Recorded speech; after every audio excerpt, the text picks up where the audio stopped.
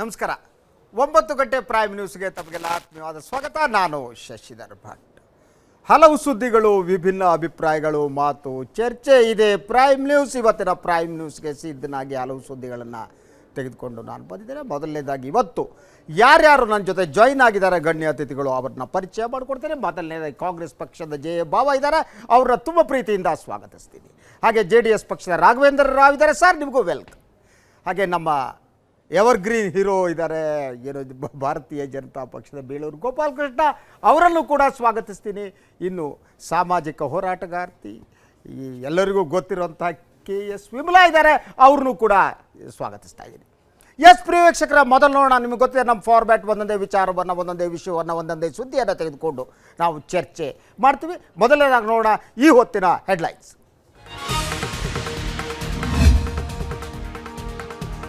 ಕೇಂದ್ರದ ಬಿಜೆಪಿ ಸರ್ಕಾರಕ್ಕೆ 3 ವರ್ಷ, ಸೋಲು ಗೆಲುವುಗಳ ನಡುವೆ ಮಿಂಚುತ್ತಾ ಇರೋ ಮೋದಿ, ಈಗಲಾದರೂ ಒಂದಾಗ್ತಾರ ಬಿಜೆಪಿ ವಿರೋಧಿ ಶಕ್ತಿಗಳು?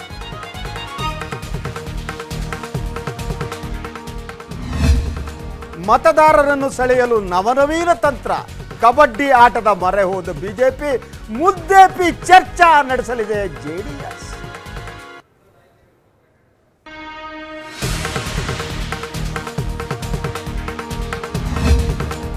ಬೆಂಗಳೂರು ವಿಮಾನ ನಿಲ್ದಾಣದಲ್ಲಿ ಸಿಕ್ಕಿದೆ ಅತ್ಯಾಧುನಿಕ ಬೇಹುಗಾರಿಕಾ ಡ್ರೋನ್ಗಳು, ದೇಶದ ಭದ್ರತೆಗೆ ಒದಗಿದ ಅಪಾಯ, ಭಾರತದಲ್ಲಿ ಬೇಹುಗಾರಿಕಾ ಜಾಲ ವಿಸ್ತರಿಸಿಯೇ ಆ ಚೀನಾ.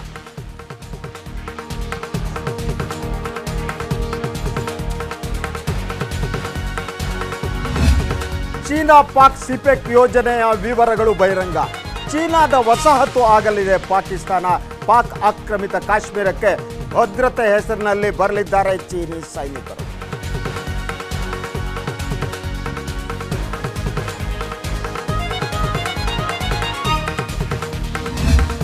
ಬಾಹುಬಲಿ ಯಶಸ್ಸು, ಪೌರಾಣಿಕ ಚಿತ್ರಗಳತ್ತ ಚಿತ್ರರಂಗದ ಒಲವು, ಕನ್ನಡದಲ್ಲಿ ಬರಲಿದೆ ಭಾರೀ ವೆಚ್ಚದ ಕುರುಕ್ಷೇತ್ರ.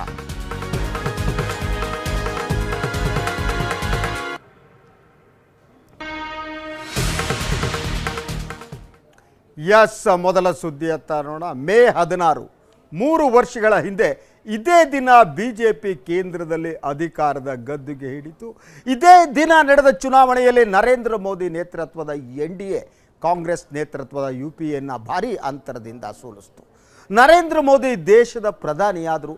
ಈ 3 ವರ್ಷಗಳಲ್ಲಿ ಕೇಂದ್ರ ಸರ್ಕಾರ ಗೆದ್ದಿದ್ದು ಎಲ್ಲಿ, ಸೋತಿದ್ದು ಎಲ್ಲಿ?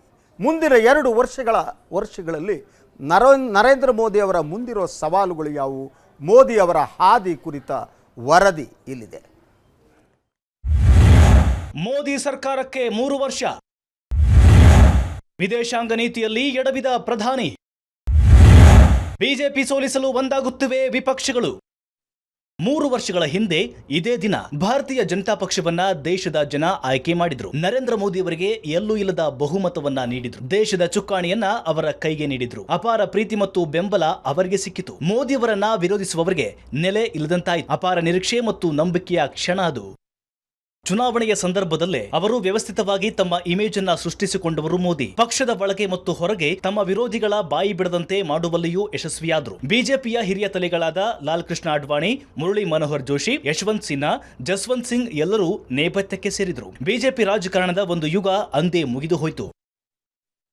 ಆಗಲೇ ಮೋದಿ ಅಭಿವೃದ್ಧಿಯ ಹರಿಕಾರ ಎಂಬಂತೆ ಪ್ರತಿಬಿಂಬಿಸಿಕೊಂಡಿದ್ರು. ಬಿಜೆಪಿ ಹಿಂದುತ್ವದ ಅಜೆಂಡಾ ನೇಪಥ್ಯಕ್ಕೆ ಸೇರಿದಂತೆ ಅನಿಸಿತು. ದೇಶ ಯಾವುದೇ ಎತ್ತರಕ್ಕೆ ಏರುತ್ತೆ ಎಂದು ಜನ ನಂಬಿದ್ರು. ಅದಾದ ಮೇಲೆ ನಡೆದದ್ದೇನು? ಮೋದಿ ಅವರ ವಿದೇಶಾಂಗ ನೀತಿ ಹೆಚ್ಚು ಅಗ್ರೆಸಿವ್ ಆಗಿ ಕಾಣ್ತಿತ್ತು. ಅಮೆರಿಕ, ಇಂಗ್ಲೆಂಡ್ ಮೊದಲಾದ ದೇಶಗಳಿಗೆ ಅವರ ನೀಡಿದ ಭೇಟಿ, ಅಲ್ಲಿ ಅವರಿಗೆ ದೊರೆತ ಅಭೂತಪೂರ್ವ ಸ್ವಾಗತ ಎಲ್ಲವೂ ಭಾರತೀಯರ ಎದೆ ಉಬ್ಬಿಸುವಂತೆ ಮಾಡಿತು.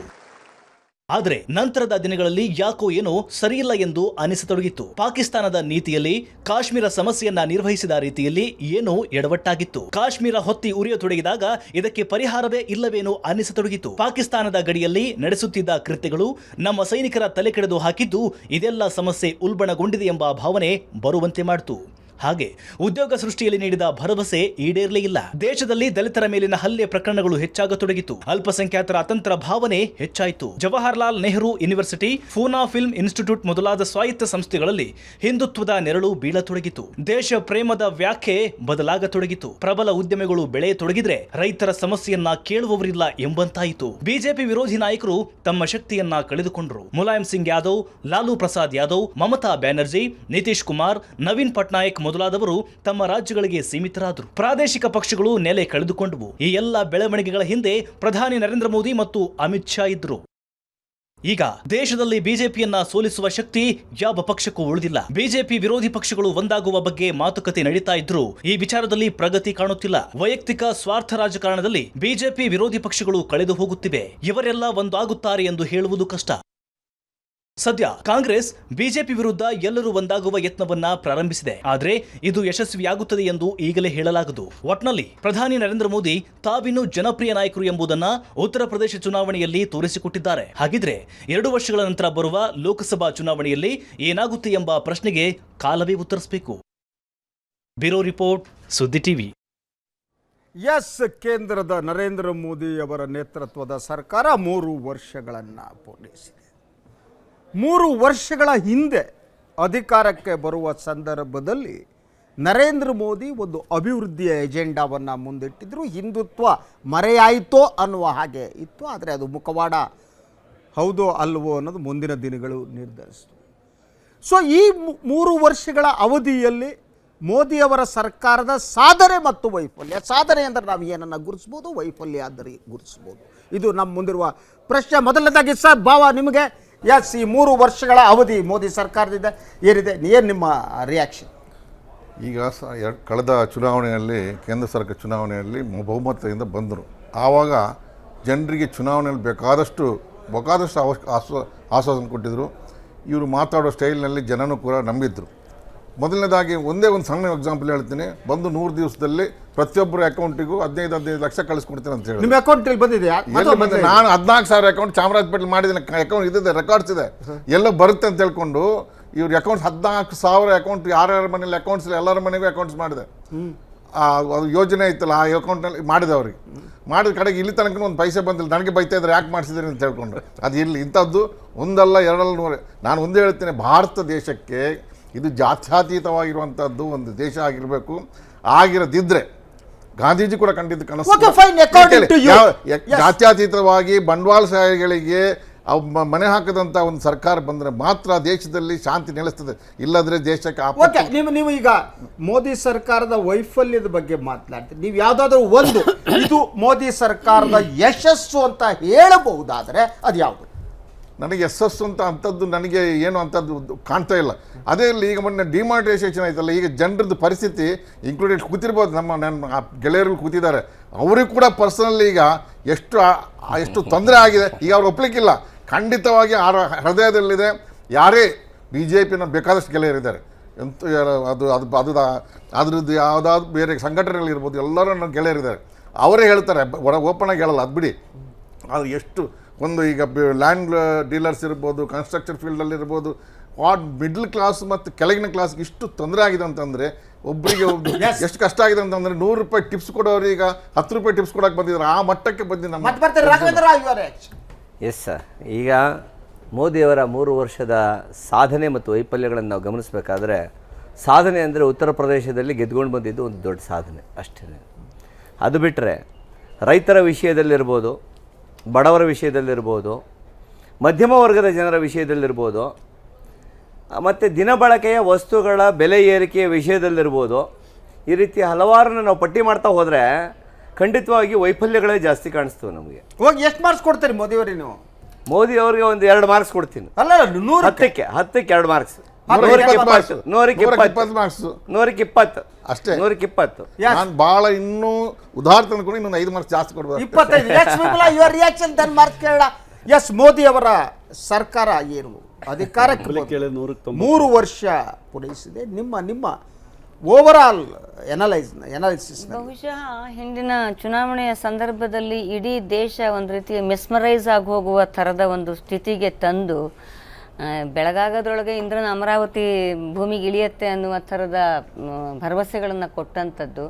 ಬಟ್ ಈ 3 ವರ್ಷ ಕಳೀತಾ ಇರುವಾಗ ಪ್ರತಿಯೊಂದು ಕ್ಷೇತ್ರದಲ್ಲಿ ನಾವು ವೈಫಲ್ಯವನ್ನೇ ಕಾಣ್ತಾ ಇರೋ ಅಂಥದ್ದು. ವರ್ಷಕ್ಕೆ 1 ಲಕ್ಷ ಉದ್ಯೋಗ ಸೃಷ್ಟಿ ಮಾಡ್ತೀವಿ ಅಂತ ಹೇಳಿದ್ರು. ನಿರುದ್ಯೋಗದ ಪ್ರಮಾಣ ಎಷ್ಟು ಜಾಸ್ತಿ ಆಗಿದೆ ಅಂದ್ರೆ ಅಷ್ಟು ಜಾಸ್ತಿ ಆಗಿದೆ. ಈಗ IT-BT ಕಂಪನಿಗಳೆಲ್ಲ ಹೊಡ್ಸ್ಕೊತಾರೆ. ಡೆಫಿನೆಟ್ಲಿ ಆಗ್ತಾ ಇದೆ. ಜೊತೆಗೆ ಮಾತೆತ್ತಿದ್ರೆ ದೇಶ ಪ್ರೇಮ, ದೇಶವನ್ನ ಕಾಪಾಡೋದಕ್ಕಾಗಿ ನಾವು ಮಾತ್ರವೇ ಹುಟ್ಟಿದವರು ಅಂತ ಇದ್ದಾರೆ. ಇವತ್ತು ಪಬ್ಲಿಕ್ ಸೆಕ್ಟರ್ ಅಂಡರ್ಟೇಕಿಂಗ್ ಅನ್ನ ಕಾನ್ಶಿಯಸ್ಲಿ ಲಾಸ್ ಆಗುವ ತರ ಮಾಡ್ತಾ ಇರೋದು ಮತ್ತೊಂದು ಇಂಡಿಯನ್ ಬೇರೆ ಕಂಪನಿಗಳಿಗೆ ಮತ್ತು ವಿದೇಶಿ ಕಂಪನಿಗಳಿಗೆ ಮಾರಾಟ ಮಾಡೋದಕ್ಕೆ ಎಲ್ಲ ರೀತಿಯ ತಯಾರಿಯನ್ನು ನಡೆಸ್ತಾ ಇರೋ ಅಂಥದ್ದು HMT ಕಂಪನಿ ಮುಚ್ಚಿಯೇ ಹೋಯ್ತು. ಸೊ ಈ ಮತ್ತೆ ಕೃಷಿ ಕ್ಷೇತ್ರದಲ್ಲಿ ನೋಡಿದ್ರೆ 50 ವರ್ಷ ಕಾಂಗ್ರೆಸ್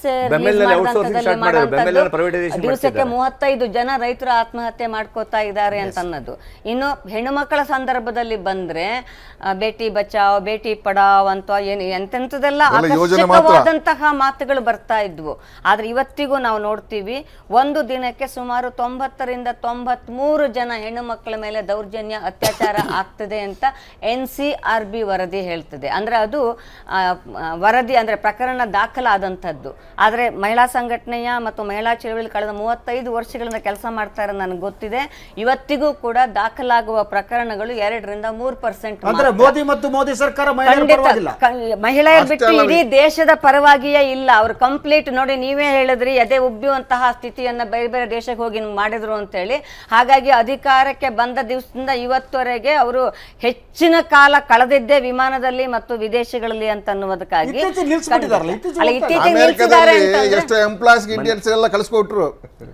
ಅದಕ್ಕೇನೆ ಒಬ್ಬ ಯೋಧನ ಪತ್ನಿ ಅವರಿಗೆ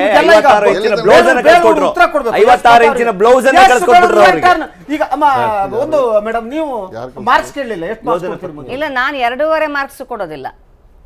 10ಕ್ಕೆ 2.5 ಲಿಬರಲ್ ಆಗಿ ಕಂಡಕ್ಷನ್ ಮಾಡಿ ಕೊಟ್ಟಿದ್ದಾರೆ. ಇಲ್ಲ, ನಾನು ಕೊಡೋದಿಲ್ಲ. ಯಾಕೆಂತಂದ್ರೆ ದೇಶದ ಜನರ ನಿರೀಕ್ಷೆಯ ಮಟ್ಟವನ್ನ ಎಷ್ಟು ಮೇಲಕ್ಕೆ ತಗೊಂಡೋಗಿ 3 ವರ್ಷ ಆಗುವಾಗ ಅದು ಪಾತಾಳಕ್ಕೆ ಇಳಿದಿದೆ ಇವತ್ತು. ಸರ್, ಈಗ ಇರುವರ ಎಲ್ಲ ವಿರೋಧ ಪಕ್ಷದವರು ಯಾರೂ ಒಪ್ಪಲಿಕ್ಕೆ ಸಾಧ್ಯ ಇಲ್ಲ. ಅದನ್ನ ಖಂಡಿತ ನಾನು ಒಪ್ಕೊಳ್ತೀನಿ. ಯಾಕೆ ಅವ್ರು ಯಾರು ಹೇಳಲ್ಲ, ಇವ್ರು ಮಾರ್ಕ್ಸ್ ಕೊಡೋದೇ ಬೇಡ. ಭಾರತದ ಜನರಿಗೆ ಬೇಕಾದ್ರೆ ವೋಟಲ್ಲಿ ಕೇಳಿ, ಇವತ್ತಿಗೂ 100ಕ್ಕೆ 98% ಅವರು ಕೊಟ್ಟೆ ಕೊಡ್ತಾರೆ ಜನ. ಇವತ್ತು ಆ ಮಟ್ಟದಲ್ಲಿ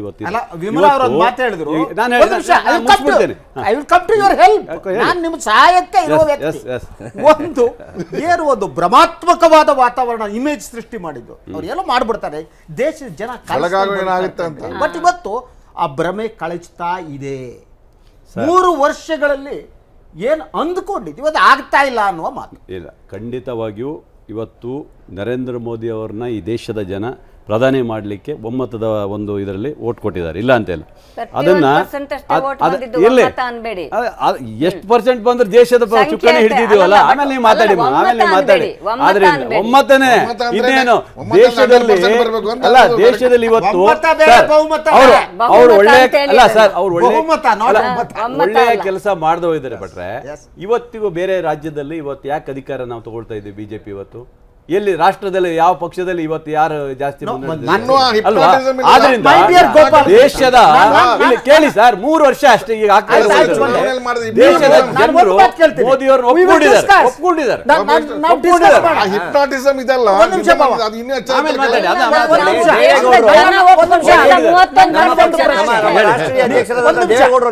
ಒಂದ್ ನಿಮಿಷ ದೇವೇಗೌಡರು ಹೇಳ್ತಾರೆ.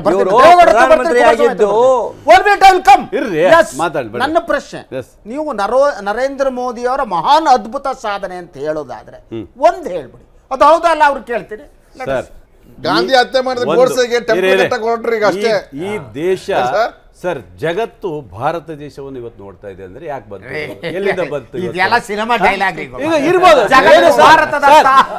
ಜಗತ್ತು ಇವತ್ತು ನೋಡ್ತಾ ಇದ್ದಾರೆ.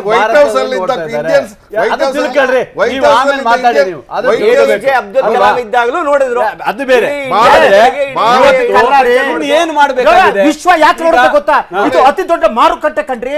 ವ್ಯಾಪಾರ ಮಾಡಕ್ ನೋಡ್ತಾರೆ, ನೋಡ್ತಾರೆ, ಅದು ಎಲ್ಲಿ ಮೋದಿ ಇದ್ರು ನೋಡ್ತಾರೆ, ಗೋಪಾಲ್ ಕೃಷ್ಣ ಇದ್ರು ಇವತ್ತಲ್ಲ, ನೋಡ್ತಾರೆ. ನಾಳೆ ನೀವು ಪ್ರೈಮ್ ಮಿನಿಸ್ಟರ್ ಆಗಿರ್ತೀರಿ.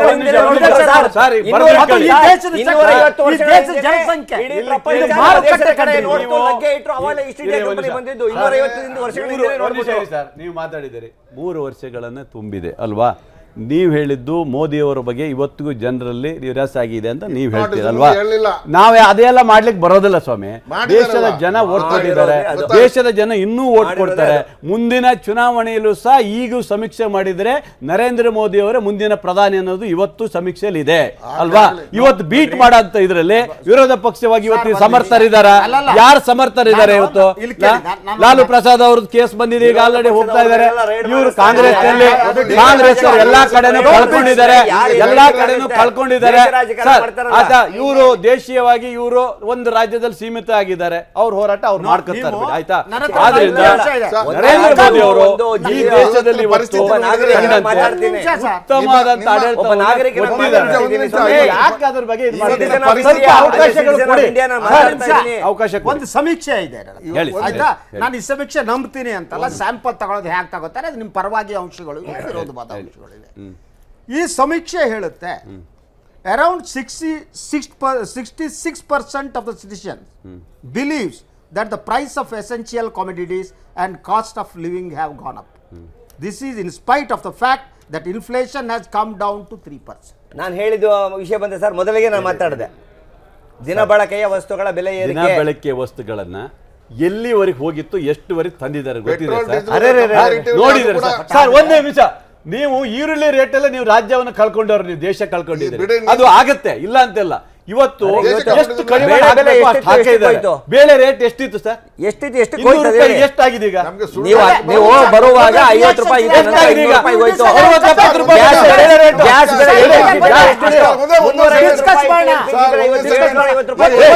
ಜಾಸ್ತಿ ಆಗಿ ಜನಸಂಖ್ಯೆ ಜಾಸ್ತಿ ಸರ್. ಗ್ಯಾಸ್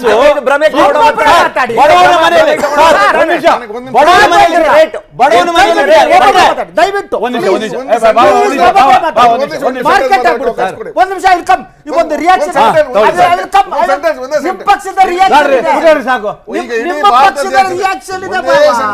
ಇಡೀ ಭಾರತ ದೇಶದಲ್ಲಿ ಈಗ ಭಯದ ವಾತಾವರಣ ಆಗಿದೆ. ಯಾವ ಭಯ ವಾತಾವರಣ? ಎಲ್ಲಿದೆ ಭಯ ವಾತಾವರಣ?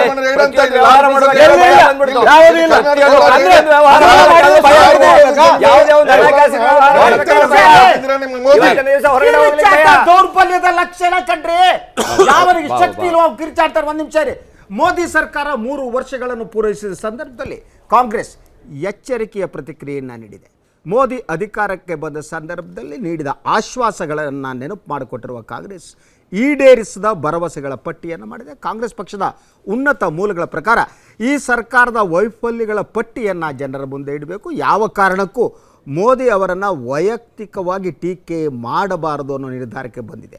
ಕೇಂದ್ರ ಸರ್ಕಾರದ ವಿರುದ್ಧ ಹೊಸ ಕಾರ್ಯತಂತ್ರವನ್ನು ಅದು ರೂಪಿಸಿದೆ. ಎಸ್, ಕಾಂಗ್ರೆಸ್ ಈ ಮೋದಿ ಅವರನ್ನು ಹೇಗೆ ಎದುರಿಸಬೇಕು ಅನ್ನೋದಕ್ಕೆ ಸ್ಟ್ರಾಟಜಿಯನ್ನು ವರ್ಕೌಟ್ ಮಾಡ್ತಾ ಇರೋದು. ಆದರೆ ಈ ನಡುವೆ ಒಬ್ಬರು ರಿಯಾಕ್ಟ್ ಮಾಡಿದ್ದಾರೆ. ಅವರು ಕರ್ನಾಟಕದ ಮಾಜಿ ಸಂಸದೆ. ಅವ್ರ ರಿಯಾಕ್ಷನ್ ಏನಿದೆ ನೋಡ್ಬಿಟ್ಟು ನಾನು ಚರ್ಚೆ ಮಾಡ್ತೇನೆ.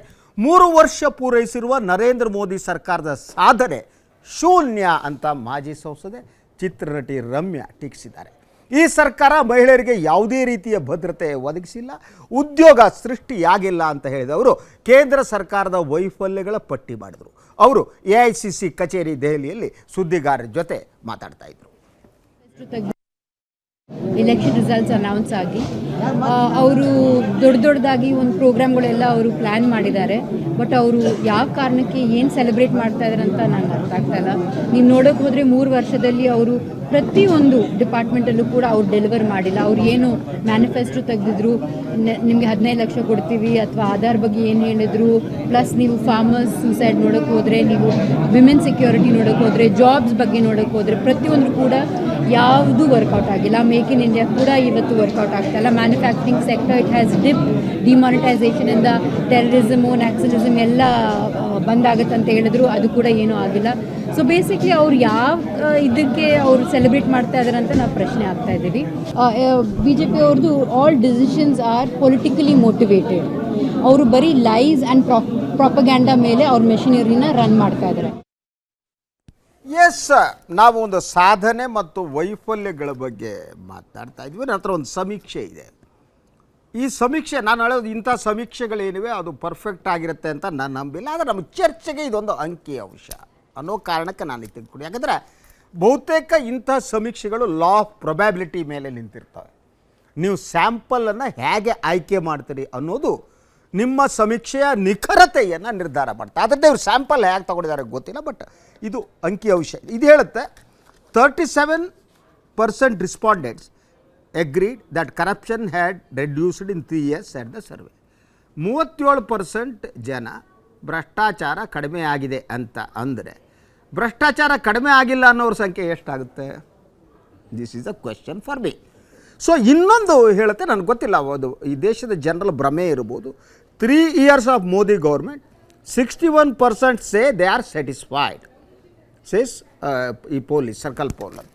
ಸೊ 61%, 61% ಜನ ಸ್ಯಾಟಿಸ್ಫೈ ಆಗಿದ್ದಾರೆ ಅಂತ. ಅದು ಜನ, ನಮ್ಮ ಜನ ಬಹಳಷ್ಟು ಮಟ್ಟಿಗೆ ಮುಗ್ಧರಾಗಿರ್ತಾರೆ. ನಾವು ಈ ಡಿಮಾನಿಟೈಸೇಷನ್ ಆದ ತಕ್ಷಣ ಬಂದೆ, ಡಿಮಾನಿಟೈಸೇಷನ್ ಆದ ತಕ್ಷಣ ನಾವೆಲ್ಲ ದೇಶದಲ್ಲಿ ಕಪ್ಪು ಹಣ ಎಲ್ಲ ಹೊರಗೆ ಬಂದುಬಿಡುತ್ತೆ, ಇಡೀ ದೇಶ ಸುಂದರವಾಗುತ್ತೆ, ಜನ ಎಲ್ಲ ಸುಖ ಸಂತೋಷದಿಂದ ಬಾಳ್ವೆ ನಡೆಸಿದ್ರು ಅಂತ ನಮ್ಮಲ್ಲಿ ಹಳೆ ಕಥೆಗಳಲ್ಲಿ, ಮಹಾರಾಜರ ಕಥೆಯಲ್ಲಿ ಬರುತ್ತೆ. ಕೊನೆಗೆ 100 ವರ್ಷಗಳ ಕಾಲ ಅವರು ಸುಖ ಸಂತೋಷದಿಂದ ಜೀವನ ನಿರ್ವಹಣೆ ಮಾಡಿದ್ರು ಅಂತ.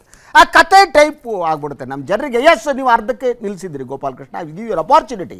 ಯಾಕಂದರೆ ಅವ್ರು 3 ಜನ ಮಾತನಾಡೋರು, ನೀವು ಒಬ್ಬರೇ ಇದ್ದೀರಿ, ಪಾಪ ನಿಮ್ಗೆ ಡಿಫೆಂಡ್ ಮಾಡ್ಕೊಳ್ಳೋದು ಕಷ್ಟ ಆಗುತ್ತೆ. ನಾನು ಮಾಡ್ಕೊಡ್ತೇನೆ. ನೋಡಿ, ಇವತ್ತು ಒಂದು ಸರ್ಕಾರಗಳು ಬರಬೇಕಾದ್ರೆ 1 ವರ್ಷ, ಈಗ ನಾನು ಇದಕ್ಕೆ 37% ಪೀಪಲ್ ಮಾತ್ರ, ಪ್ರತಿಶತ 37% ಜನ ಮಾತ್ರ ಭ್ರಷ್ಟಾಚಾರ ಕಳೆದ 3 ವರ್ಷದಲ್ಲಿ ಭ್ರಷ್ಟಾಚಾರ ಕಡಿಮೆ ಆಗಿದೆ ಅಂತ ಹೇಳಿದರೆ ಎಷ್ಟು? 37. 63% ಸರ್, ಈಗ ಒಂದು ತಿಳ್ಕೊಬೇಕು. ಇವತ್ತು ಕೇಂದ್ರ ಸರ್ಕಾರದ ಇವತ್ತಿನಲ್ಲಿ ನಮ್ಮ ಸರ್ಕಾರ ಭ್ರಷ್ಟಾಚಾರದಲ್ಲಿ ಏನಾದ್ರು ತೊಡಗಿದೆಯಾ? ದೇಶದಲ್ಲಿ ಇವತ್ತು ಭ್ರಷ್ಟಾಚಾರ ಮುಕ್ತ ಮಾಡಬೇಕಂತಲೇ ಇವತ್ತು ಕೇಂದ್ರ ಸರ್ಕಾರ ಇರೋದು. ಕಡಿವಾಣ ಹಾಕಬೇಕಾದ್ರೆ ಸಮಯ ಅವಕಾಶಗಳು ಬೇಕು, ತಕ್ಷಣನೇ ಆಗೋದಲ್ಲ. ಈಗಾಗಲೇ 3ನೇ ವರ್ಷ ಪೂರೈಸಿದ್ದೀವಿ ಅಲ್ವಾ? ಈಗ ನೋಡಿ, ರಾಜ್ಯ ಸರ್ಕಾರ ಏನು ಕೊಟ್ಟಿದೆ ಎಲ್ಲ ಮುಗಿಸ್ಬಿಟ್ಟಿದಾರ. ಈಗ ಇವತ್ತು ರಾಜ್ಯ ಸರ್ಕಾರ ಇದೆ, ಇವತ್ತು ಎಲ್ಲ ಇವರು ಸಿದ್ದರಾಮಯ್ಯ ಮಾಡಿಬಿಟ್ಟಿದಾರ. ಹಾಗೆ ಅದಕ್ಕಾಗಿ ಹೇಳೋದು ಅವಕಾಶಗಳು ಕೊಟ್ಟಿದ್ದಾರೆ. ನನ್ನ ಪ್ರಶ್ನೆ ಇಷ್ಟೇ ಇದೆ, ಇದು ಮೋದಿಯವರ ಅದ್ಭುತ ಸಾಧನೆ, ಅವರ ಕಿರೀಟಕ್ಕೆ ಇದೇ ಗರಿ ಅಂತ ನೀವು ಒಂದೇಳಿ, ಅದು ಹೌದು ಅಲ್ಲ ಅವ್ರಿಗೆ ಕೇಳ್ತೀರಿ. ಇದು ನೀವು ಯಾವ್ದು ಹೇಳಿ, ಇದು ಮೋದಿ ಅವರ ಸಾಧನೆ 3 ವರ್ಷಗಳ್ರಿ. ಯಾವನ್ರಿ ಮಾಡಿದ್ದ ಹಿಂದೆ? ಕಾಂಗ್ರೆಸ್ ಅವ್ರು ಮಾಡಿದ್ರೇನ್ರಿ? JDS ದೇವೇಗೌಡರು ಮಾಡಿದ್ ಕೇಳಿ ನೀವು. ಕಾಂಗ್ರೆಸ್ನವ್ರು ಎಲ್ಲಿ ಸರ್? ಅವರು ವರ್ಷಕ್ಕೊಬ್ಬೊಬ್ಬ ಜೈಲಿಗೆ ಹೋಗ್ತಾನೆ ಹೋದ್ರಲ್ಲ ಸರ್. ಅವರು ಪ್ರತಿಯೊಬ್ಬರು ಭ್ರಷ್ಟಾಚಾರ ಮಾಡಿ ಸರ್ಕಾರದಲ್ಲಿ ಯಾವ್ದು ಇದೆಯಾ ಸರ್?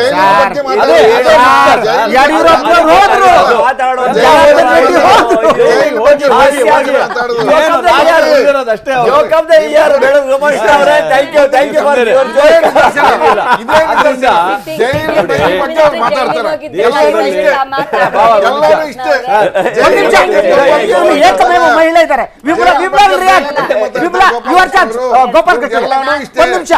ಒಂದ್ ನಿಮಿಷ.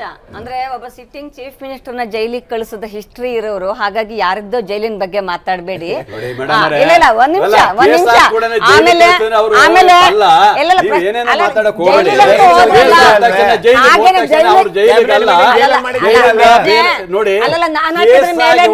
ನಾನು ಹಾಕಿದ್ರ ಮೇಲೆ ನೀನು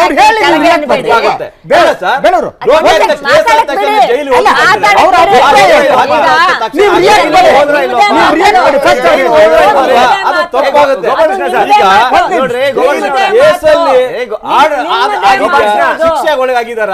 ಈಗ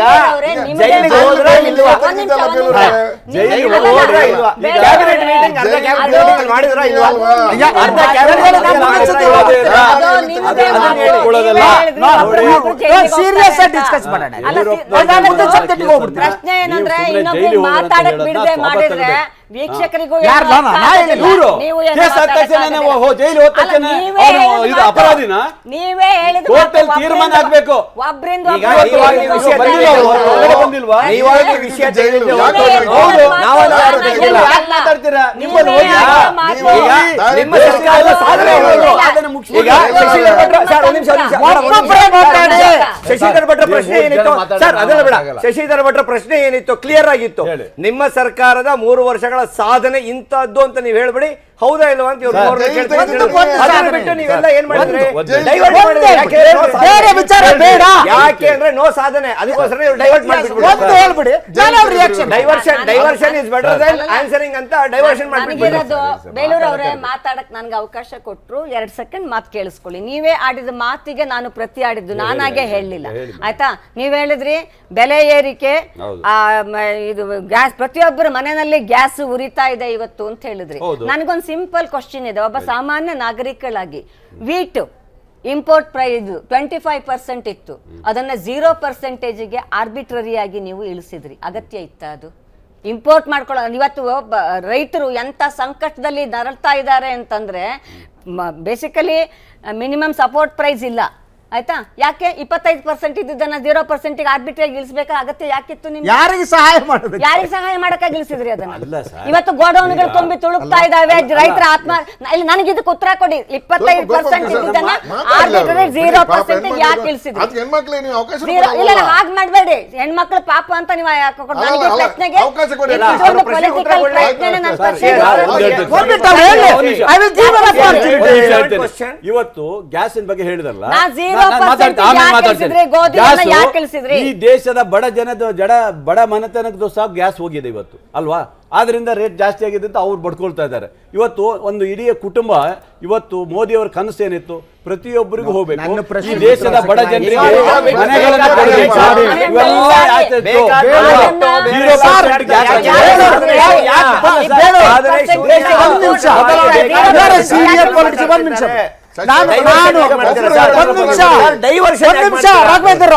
ಒನ್ ಮಿನಿಟ್ ಪ್ಲೀಸ್.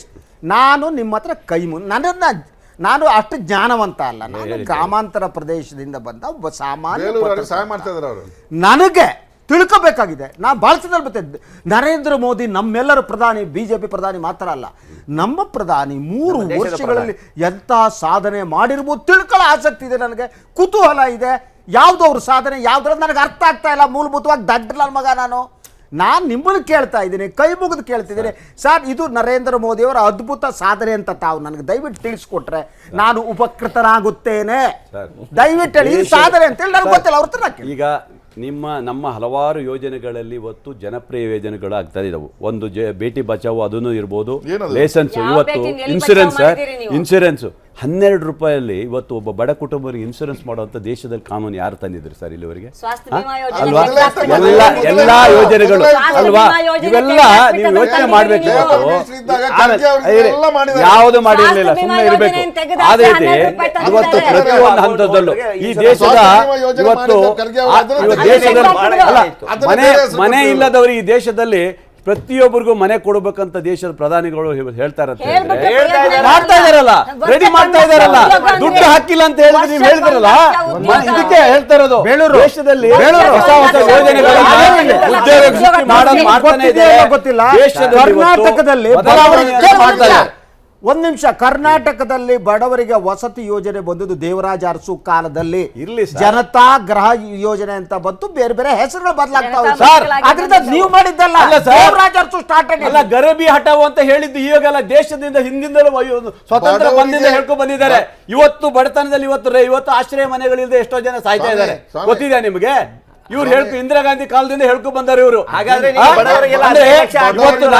ಮನೆಗಳು ಕೊಡ್ಲೇಬೇಕು.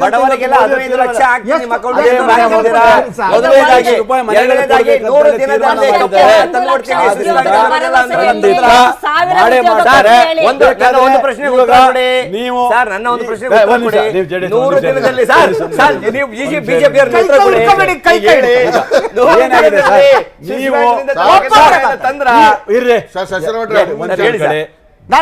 ದೇಶದ ಜನ ನೀವ್ ಏನೇ ಹೇಳ್ಬೋದು ಸರ್, ಕಾಂಗ್ರೆಸ್ ಇವತ್ತು ಬೇರೆ ಪಕ್ಷದಲ್ಲಿ ಇರ್ಬೋದು, ಅವ್ರು ಎಷ್ಟೇ ಮಾತಾಡಿದ್ರು ಸರ್ ಅವ್ರು ಬಿಟ್ಬಿಡಿ ದೇಶದ ಸರ್. ಜನ ಬಿಟ್ಬಿಡಿ ನರೇಂದ್ರ ಸರ್. ಮೋದಿ ಅವ್ರನ್ನ ಒಪ್ಕೊಂಡಿದ್ದಾರೆ, ಅವ್ರು ಯಾರು ಸರಿ ಇಲ್ಲ ಜನ ಅಂತ ಒಪ್ಕೊಂಡಿದ್ದಾರೆ. ನೀವು ಒಪ್ಪಿದ್ದಾರೆ ಸರ್ ನಾವು ಜನ. ಮುಂದೆ ಬಂದೇ ಬರ್ತೀವಿ.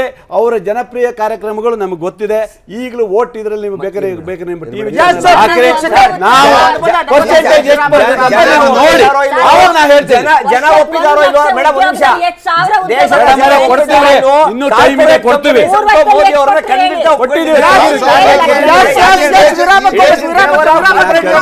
ಈ ದೇಶದಲ್ಲಿ ಬಡವರಿಗೋಸ್ಕರ ಅಥವಾ ಹೆಣ್ಮಕ್ಳಿಗೋಸ್ಕರ ಯಾವ್ದಾದ್ರು ಒಂದು ಕಾನೂನು ಅಮೆಂಡ್ಮೆಂಟ್ ಮಾಡಿದ್ರೆ ಅದು ಕಾಂಗ್ರೆಸ್ ಸರ್ಕಾರ ಇದ್ದಾಗ ಮಾತ್ರ ಆಗಿದ್ ಬಿಟ್ಟು ಬೇರೆ ಏನಾದ್ರು ಅದ್ರ ಬಗ್ಗೆ ಈಗ ಅದ್ರ ಬಗ್ಗೆ ಚರ್ಚೆ ಮಾಡೋಣ. ನೀವು ಆಯ್ತು ಪ್ರಿಯ ವೀಕ್ಷಕರೇ, ಗೊತ್ತಿಲ್ಲ ನನಗೆ ಮಾತಾಡೋಣ. ಒಂದು 3 ವರ್ಷಗಳ ಈ ಆಡಳಿತ ಏನಿದೆ, 3 ವರ್ಷಗಳ ಮೋದಿಯ ಆಡಳಿತದಲ್ಲಿ ನಿರೀಕ್ಷೆ ಏನಿತ್ತು ಆ ನಿರೀಕ್ಷೆಯಂತೆ ಸರ್ಕಾರ ಕೆಲಸ ಮಾಡಿಲ್ಲ ಅಂತ. ಅವ್ರು ಏನೂ ಮಾಡಿಲ್ಲ ಅಂತ ನಾನು ಹೇಳೋದಕ್ಕೆ ಸಾಧ್ಯ ಆಗಲ್ಲ. ಒಂದು ಪ್ರಧಾನಿಯಾದವ್ರು ಮಾಡಿರ್ಬೋದು, ನಾನು ಟೀಕೆಗಾಗಿ ಟೀಕೆ ಮಾಡಲಾರ. ಆದರೆ ಒಟ್ಟಾರೆ ದೇಶದ ಒಳಗಡೆ ನಮ್ಮದೇನು ಈ ಸೆಕ್ಯುಲರ್ ಫ್ಯಾಬ್ರಿಕ್ ಇತ್ತು ಅದು ಹೊರಟು ಹೋಗಿರುವಂಥದ್ದು, ದಲಿತರ ಮೇಲೆ ಹಲ್ಲೆ ನಡೀತಾ ಇರುವಂಥದ್ದು, ನಮ್ಮ ಆಹಾರ ಸ್ವಾತಂತ್ರ್ಯ ಇದೆಯಲ್ಲ ಅದ್ರ ಮೇಲೆ ಪ್ರವೇಶ ಮಾಡೋವಂಥದ್ದು. ನಾನು ಇದು ತಿನ್ನಬೇಕು ಇದು ತಿನ್ನಬಾರ್ದು ಅಂದರೆ ನಮ್ಮ ಬೆಡ್ರೂಮ್ ಒಳಗಡೆ ಸರ್ಕಾರ ಪ್ರವೇಶ ಮಾಡುವ ಅಪಾಯಕಾರಿ ಸ್ಥಿತಿಗೆ ನಾವು ಬಂದು ತಲುಪಿದ್ದೀವಿ. ನಾನು ಏನು ಆಹಾರ ತಿನ್ನಬೇಕು, ನಾನು ಎಲ್ಲಿ ಸ್ನಾನ ಮಾಡಬೇಕು, ಬೆಳಗ್ಗೆ ತೀರ್ಥ ಕುಡಿಬೇಕು, ಸಂಜೆ ತೀರ್ಥ ಕುಡಿಬೇಕು, ನಾನು ಏನು ಮಾಡಬೇಕು ಅಂತ ಸರ್ಕಾರ ಡಿಕ್ಟೇಟ್ ಮಾಡುವ ಸಿಚುವೇಶನ್ಗೆ ಬರೋದು ಡೆಮೋಕ್ರಸಿಗೆ ಅತಿ ದೊಡ್ಡ ಅಪಾಯ. ಅದರಂತೆ JNUದಲ್ಲಿ ಏನಾಗಿದೆ ಅಂತ ನಮಗೆ ಗೊತ್ತಿದೆ. ಪುನಃ ಫಿಲ್ಮ್ ಇನ್ಸ್ಟಿಟ್ಯೂಟಲ್ಲಿ ತಗೊಂಡು ಹೋಗ್ಬಿಟ್ಟು ಯಾರೋ ಸೀರಿಯಲ್ ಆ್ಯಕ್ಟ್ರನ್ನೊಬ್ಬನ ತಂದುಬಿಟ್ಟು ಅಂಥ ಇತಿಹಾಸ ಇರೋದು, ಇಂಥದ್ದನ್ನೆಲ್ಲ ಡೆಮೊಕ್ರೆಟಿಕ್ ಇನ್ಸ್ಟಿಟ್ಯೂಷನ್ನು ನಾಶ ಆಗೋ. ಅದಕ್ಕೆ ನಾನು ನೇರವಾಗಿ ಮೋದಿ ನೇರವಾಗಿ ಕಾರಣ ಹೌದು ಅಲ್ವಾ ನನಗೆ ಗೊತ್ತಿಲ್ಲ. ಆದರೆ ಆ ವಾತಾವರಣ ಸೃಷ್ಟಿಯಾಗುತ್ತಿರುವ ಅಪಾಯ ಇದೆಯಲ್ಲ ಅದು ಬಹುದೊಡ್ಡದು ಅಂತ ನನಗನ್ನಿಸುತ್ತೆ. ಅದರ ಜೊತೆಗೆ ನಮ್ಮ ಸ್ವಾತಂತ್ರ್ಯ, ನಾವು ಮಾತನಾಡುವ ಸ್ವಾತಂತ್ರ್ಯ, ಅಭಿವ್ಯಕ್ತಿಯ ಸ್ವಾತಂತ್ರ್ಯ ಇರಬೇಕು. ಅಭಿವ್ಯಕ್ತಿಯ ಸ್ವಾತಂತ್ರ್ಯದ ಮೇಲೆ ಎಲ್ಲೋ ಹಲ್ಲೆಗಳು ನಡೀತಾ ಇರುವುದಂಥದ್ದು. ಅದರ ಜೊತೆ ವಿದೇಶಾಂಗ ನೀತಿ ಬಗ್ಗೆ ನಮ್ಮ ಸ್ಟೋರಿಯಲ್ಲೇ ಹೇಳಿದ್ವಿ. ಪಾಕಿಸ್ತಾನದ ಜೊತೆಗಿನ ಸಂಬಂಧದಲ್ಲಿ ನಾವು ಎಲ್ಲೆಲ್ಲಿ ಎಡವಿದ್ವಿ, ಕಾಶ್ಮೀರ್ ಇಶ್ಯೂವನ್ನು ಹ್ಯಾಂಡಲ್ ಮಾಡೋದ್ರಲ್ಲಿ ನಾವು ಎಲ್ಲೆಲ್ಲಿ ಎಡದ್ವಿ. ಈಗ ಚೀನಾದ ಜೊತೆಗೆ ನಿನ್ನೆ ಆದಂಥದ್ದು ಆ ಸಂಘರ್ಷದ ವಾತಾವರಣ ಜಾಸ್ತಿ ಆಗ್ತಾ ಇರೋದು. ಅಂದರೆ ಎಲ್ಲೋ ನಮ್ಮ ವಿದೇಶಾಂಗ ನೀತಿಯಲ್ಲಿ ತಪ್ಪಿದೆಯಾ, ಸರ್ಕಾರದಲ್ಲಿ ಅಪ್ರೋಚ್ನಲ್ಲಿ ತಪ್ಪಿದೆಯಾ, ಇಂಥ ಪ್ರಶ್ನೆಗಳು ನಮ್ಮ ಮುಂದೆ ಇವೆ. ಆದ್ದರಿಂದ ಸುಮ್ಮನೆ ಕೂತ್ಕೊಂಡು ದೇವರಿಗೆ ಅಭಿಷೇಕ ಮಾಡಿದಾಗ ಮೋದಿಗೆ ಅಭಿಷೇಕ ಮಾಡಿಬಿಟ್ಟು ಎದ್ದು ಹೋಗೋಕ್ಕಾಗಲ್ಲ. ತೀರ್ಥ ಕುಡಿದ್ಬಿಟ್ಟು ನೀರು ಅಭಿಷೇಕ ಮಾಡಿಬಿಟ್ಟು ಹೂ ಏರಿಸ್ಬಿಟ್ಟು ನಾವು ಈ ದೇಶದ ಪ್ರಜೆ, we have every right to criticise him. BJPಯವರಿಗೆ ಸಂಘ ಪರಿವಾರದಾಗಿ ನೀವು ಹೊಗಳುವ ಎಷ್ಟು ಅಧಿಕಾರ ಇದೆಯೋ ಅದನ್ನ ಕ್ರಿಟಿಸೈಸ್ ಮಾಡುವ ಅಧಿಕಾರ ಇದೆ. ಆದರೆ ಯಾವುದೋ ವಿಚಾರ ಇಲ್ಲದೆ ಫಿಶ್ ಮಾರ್ಕೆಟ್ ಟೈಪ್ ಮಾತಾಡೋಕ್ಕೆ ಸಿದ್ಧ ಇಲ್ಲ. ನಾನು ಒಂದೊಂದು ವಿಚಾರ ಗಂಭೀರವಾಗಿ ನಾವು ಚರ್ಚೆ ಮಾಡಬೇಕಾಗುತ್ತೆ, ಎಲ್ಲಿ ಸಫಲತೆ ಇದೆ ಎಲ್ಲಿ ವಿಫಲತೆ ಇದೆ ಅಂತ. ಆದರೆ ಒಂದಂತೂ ನಿಜ, ವಿಮಲ ಹೇಳಿದಾಗ ಒಂದು ಭ್ರಮೆ ಯಾವುದು ಸೃಷ್ಟಿಯಾಗಿತ್ತು ಕಳೆದ ಚುನಾವಣೆಯ ಸಂದರ್ಭದಲ್ಲಿ, ಅದು ಅಭಿವೃದ್ಧಿಯ ಭ್ರಮೆ. ಅದು ನಮ್ಮನ್ನು ಇನ್ನೆಲ್ಲೋ ತೆಗೆದುಕೊಂಡು ಹೋಗ್ಬಿಡು. ಆ ಭ್ರಮೆ ಕಳಚ್ತಾ ಇದೆಯಾ, ವಾಸ್ತವ ಅರಿವಾಗ್ತಾ ಇದೆಯಾ ಅನ್ನುವ ಪ್ರಶ್ನೆ ಇದೆ. ನರೇಂದ್ರ ಮೋದಿ ಅವ್ರ ಬಗ್ಗೆ ಚರ್ಚೆ ಮಾಡ್ತಾ ಇದ್ವಿ. BJP ಸರ್ಕಾರ ಏನು 3 ವರ್ಷ ಪೂರೈಸಿತು, ಅದ್ರ ಬಗ್ಗೆ ಮಾತಾಡಿ ಮುಂದೆ ಸುದ್ದಿಯತ್ತ ನೋಡೋಣ. ರಾಜ್ಯ ವಿಧಾನಸಭಾ ಚುನಾವಣೆಗೆ ಇನ್ನೂ 1 ವರ್ಷ ಇದೆ. ಆದರೆ ಎಲ್ಲ ರಾಜಕೀಯ ಪಕ್ಷಗಳು ಮತದಾರರನ್ನು ಸೆಳೆಯೋದಕ್ಕೆ ರಣತಂತ್ರವನ್ನು ರೂಪಿಸ್ತಾ ಇವೆ, ವಿಭಿನ್ನ ಮಾರ್ಗಗಳನ್ನು ಅನುಸರಿಸ್ತಾ ಇವೆ. ರಾಜ್ಯ BJP ಯುವ ಮೋರ್ಚಾ ಈಗ ಕಬಡ್ಡಿಯ ಮೊರೆ ಹೋಗಿದೆ. JDSನ ಹೊಸ ಯೋಜನೆ ಮುದ್ದೆ ಪೇ ಚರ್ಚಾ. ಮುದ್ದೆ ಅಂದರೆ ಮುದ್ದ ಅಲ್ಲ, ಹಿಂದಿ ಮುದ್ದ ಅಲ್ಲ, ಇದು ಮುದ್ದೆ, ರಾಗಿ ಮುದ್ದೆ ಚರ್ಚೆ. ಮುದ್ದೆ ಊಟದ ಜೊತೆ ಮತದಾರರ ಜೊತೆ ಮಾತುಕತೆ. ಈ ವಿಭಿನ್ನ ಪ್ರಚಾರ ಆಂದೋಲನ ಯಶಸ್ವಿ ಆಗುತ್ತಾ? ಕಬಡ್ಡಿ ಆಡಿ ಜನ BJPಗೆ ಬೆಂಬಲ ನೀಡ್ತಾರ? ಗೌಡ್ರ ಜೊತೆ ಮುದ್ದೆ ಊಟ ಮಾಡಿ ಅವರಿಗೆ ಮತ ಹಾಕ್ತಾರ? ನನಗಂತೂ ಗೊತ್ತಿಲ್ಲ. ರಾಜಕೀಯ ಪಕ್ಷಗಳಲ್ಲಿ ಶುರುವಾಗಿದೆ ಚುನಾವಣಾ ಜ್ವರ. ಕಬಡ್ಡಿ ಆಟ ಆಡಿ ಕರ್ನಾಟಕ ಗೆಲ್ಲುತ್ತಾ ಕೇಸರಿ ಪಡೆ. ಮತದಾರರ ಮನವೊಲಿಸಲು JDSನಿಂದ ಮುದ್ದೆ ಪೇ ಚರ್ಚಾ. ಚುನಾವಣೆ ಇನ್ನು 1 ವರ್ಷ ಇದ್ದರೂ ರಾಜಕೀಯ ಪಕ್ಷಗಳಿಗೆ ಈಗಾಗಲೇ ಎಲೆಕ್ಷನ್ ಜ್ವರ ಶುರುವಾಗಿದೆ. ಪ್ರಚಾರಕ್ಕೆ ಹೊಸ ತಂತ್ರಗಳನ್ನು ಬಳಸಲು ಯೋಜನೆ ಸಿದ್ಧವಾಗ್ತಿದೆ. ಹೇಗಾದರೂ ಮಾಡಿ ಮತದಾರರ ಮನವೊಲಿಸಲು ಶತಾಯಗತಾಯ ಯತ್ನ ನಡೆಸಲು ರಾಜಕೀಯ ಪಕ್ಷಗಳು ಮುಂದಾಗಿವೆ. ಸದಾ ಚುನಾವಣಾ ಕಾರ್ಯತಂತ್ರ ರೂಪಿಸುವುದರಲ್ಲಿ ಮಗ್ನವಾಗುವ ಪಕ್ಷ BJP. ಈ ಪಕ್ಷದ ಯುವ ಘಟಕ ಈಗ ಕಬಡ್ಡಿ ಆಡಿಸುವ ಯೋಜನೆಯನ್ನ ಸಿದ್ಧಪಡಿಸಿದೆ.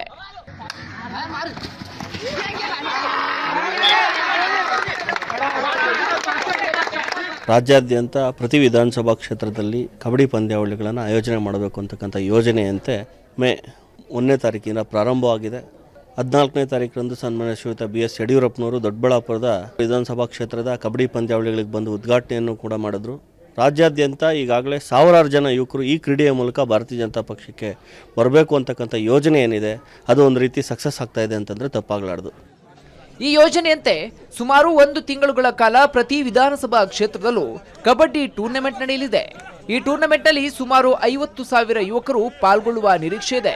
ಇವರಲ್ಲಿ ಪ್ರತಿ ವಿಧಾನಸಭಾ ಕ್ಷೇತ್ರದಲ್ಲಿ ಸುಮಾರು 300 ಯುವಕರು ಬಿಜೆಪಿ ಯುವ ಮೋರ್ಚಾದ ಸದಸ್ಯರಾಗಿ ನೋಂದಣಿ ಮಾಡಿಕೊಳ್ಳಬಹುದು ಎಂಬುದು ಬಿಜೆಪಿ ಯುವ ಮೋರ್ಚಾದ ನಿರೀಕ್ಷೆ. ಪ್ರತಿ ವಿಧಾನಸಭಾ ಕ್ಷೇತ್ರದಲ್ಲಿ ಸುಮಾರು 20 ತಂಡಗಳು ಟೂರ್ನಿಯಲ್ಲಿ ಪಾಲ್ಗೊಳ್ಳಲಿದ್ದು ಇದು ಯುವಕರನ್ನ ಪಕ್ಷದತ್ತ ಸೆಳೆಯುತ್ತದೆ ಎಂಬುದು ಅವರ ನಂಬಿಕೆ. ಬಿಜೆಪಿಯದ್ದು ಕಬಡ್ಡಿ ಆಟದ ರಾಜಕೀಯವಾದ್ರೆ ಇತ್ತ ಜೆಡಿಎಸ್ ಮುದ್ದೆ ಮತ್ತು ರೋಟಿ ಪೇ ಚರ್ಚಾದ ಮೊರೆ ಹೋಗಿದೆ. ಹಳೆ ಮೈಸೂರು ಪ್ರದೇಶದಲ್ಲಿ ಮುದ್ದೆ ಊಟದ ವ್ಯವಸ್ಥೆ ಮಾಡಿ ಜನರ ಜೊತೆ ಸಮಾಲೋಚನೆ ನಡೆಸುವ ಕಾರ್ಯತಂತ್ರ ಇದು. ಪ್ರಮುಖ ಹಳ್ಳಿಗಳು ಮತ್ತು ತಾಲೂಕಿನಲ್ಲಿ ಮುದ್ದೆ ಊಟದ ಮಾತುಕತೆ ನಡೆಯಲಿದೆ. ಪ್ರತಿ ತಾಲೂಕಿನಲ್ಲಿ 25ರಿಂದ 30 ಜನರನ್ನ ಮುದ್ದೆ ಊಟಕ್ಕೆ ಆಹ್ವಾನಿಸಲಾಗುವುದು. ದೇವೇಗೌಡರು ಇವತ್ತಿಗೂ ಹಳ್ಳಿಗರಾಗಿ ರಾಗಿ ಮುದ್ದೆ ಸೊಪ್ಪಿನ ಸಾರು ತಿನ್ಕೊಂಡು ರೊಟ್ಟಿ ತಿನ್ಕೊಂಡೇನೆ ಭಾರತದ ಪ್ರಧಾನಮಂತ್ರಿ ಪಟ್ಟಕ್ಕೇರಿದವರು.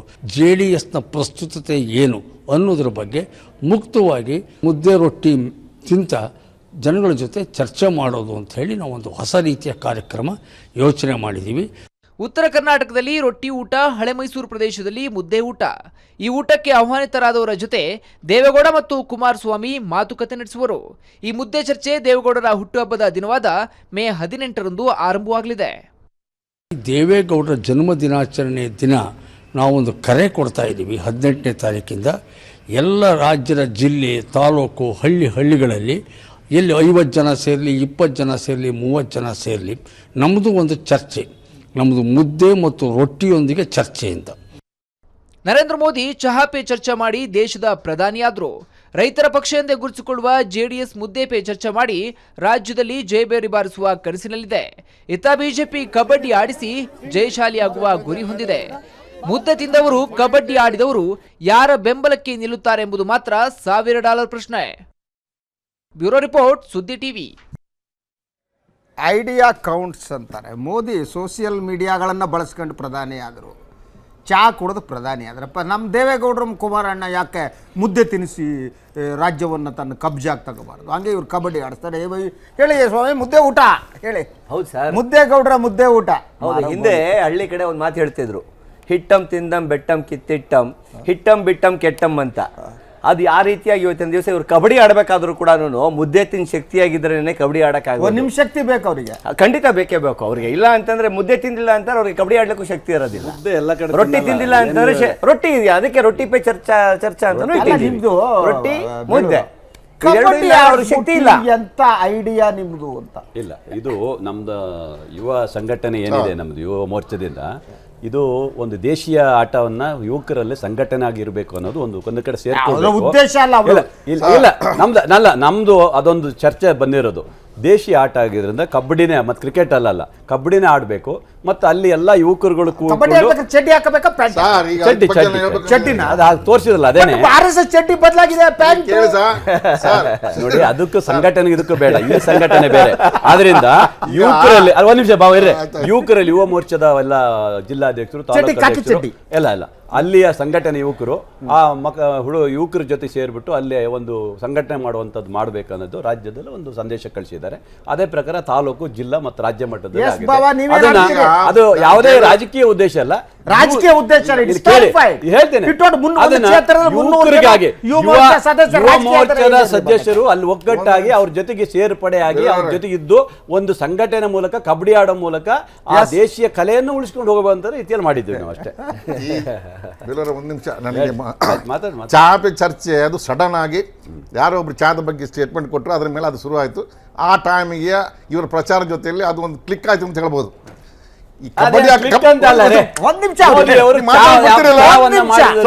ಅವ್ರ ಹೆಸರು ಮೇಲೆ ಮಾಡಿರೋದು. ಒಂದು ನಿಮಿಷ ಮಾತಾಡ್ಬೇಡಿ, ಯಾರು ಮಾತಾಡ್ಬೇಡಿ, ಅದಂತರ ನೀವು ಮಾತಾಡ್ಬೇಕು. ಮಾತಾಡೋಣ. ಸುಮ್ಮನೆ ಈಗ ಕಬಡ್ಡಿ ಆಟ ಈಗದ್ದಲ್ಲ, ಇದು ಇವ್ರು ಒರಿಜಿನಲ್ ಬಂದಂಗೆ ಕಾಣ್ತಾ ಇಲ್ಲ ನನಗೆ ಯಾರು ಬೇಲೂರವರು. 2004ರಿಂದ ನಾನು ಬಿಜೆಪಿ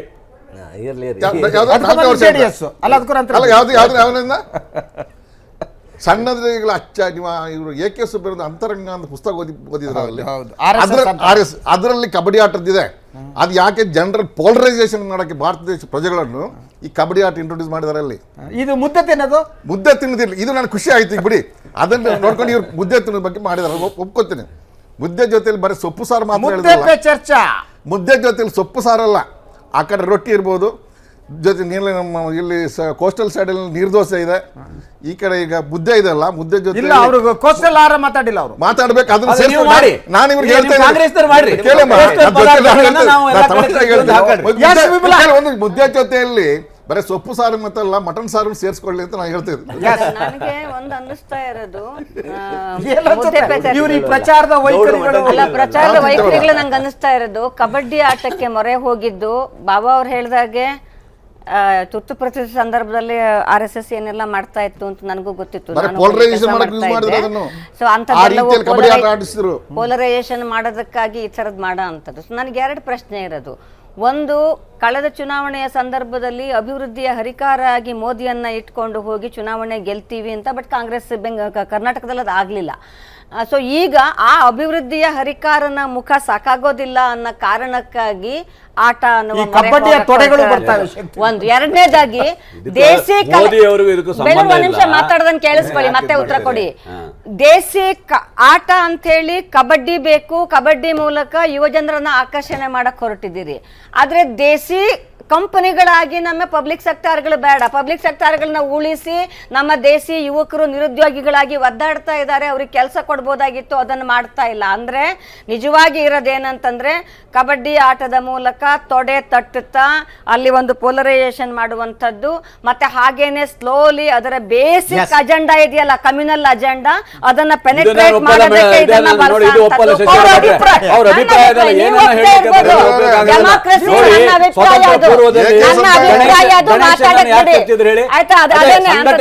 ಸ್ವತಂತ್ರ ಸುಮ್ಮನೆ ಇವ್ರು ಯಾವುದಕ್ಕೂ ಚರ್ಚೆ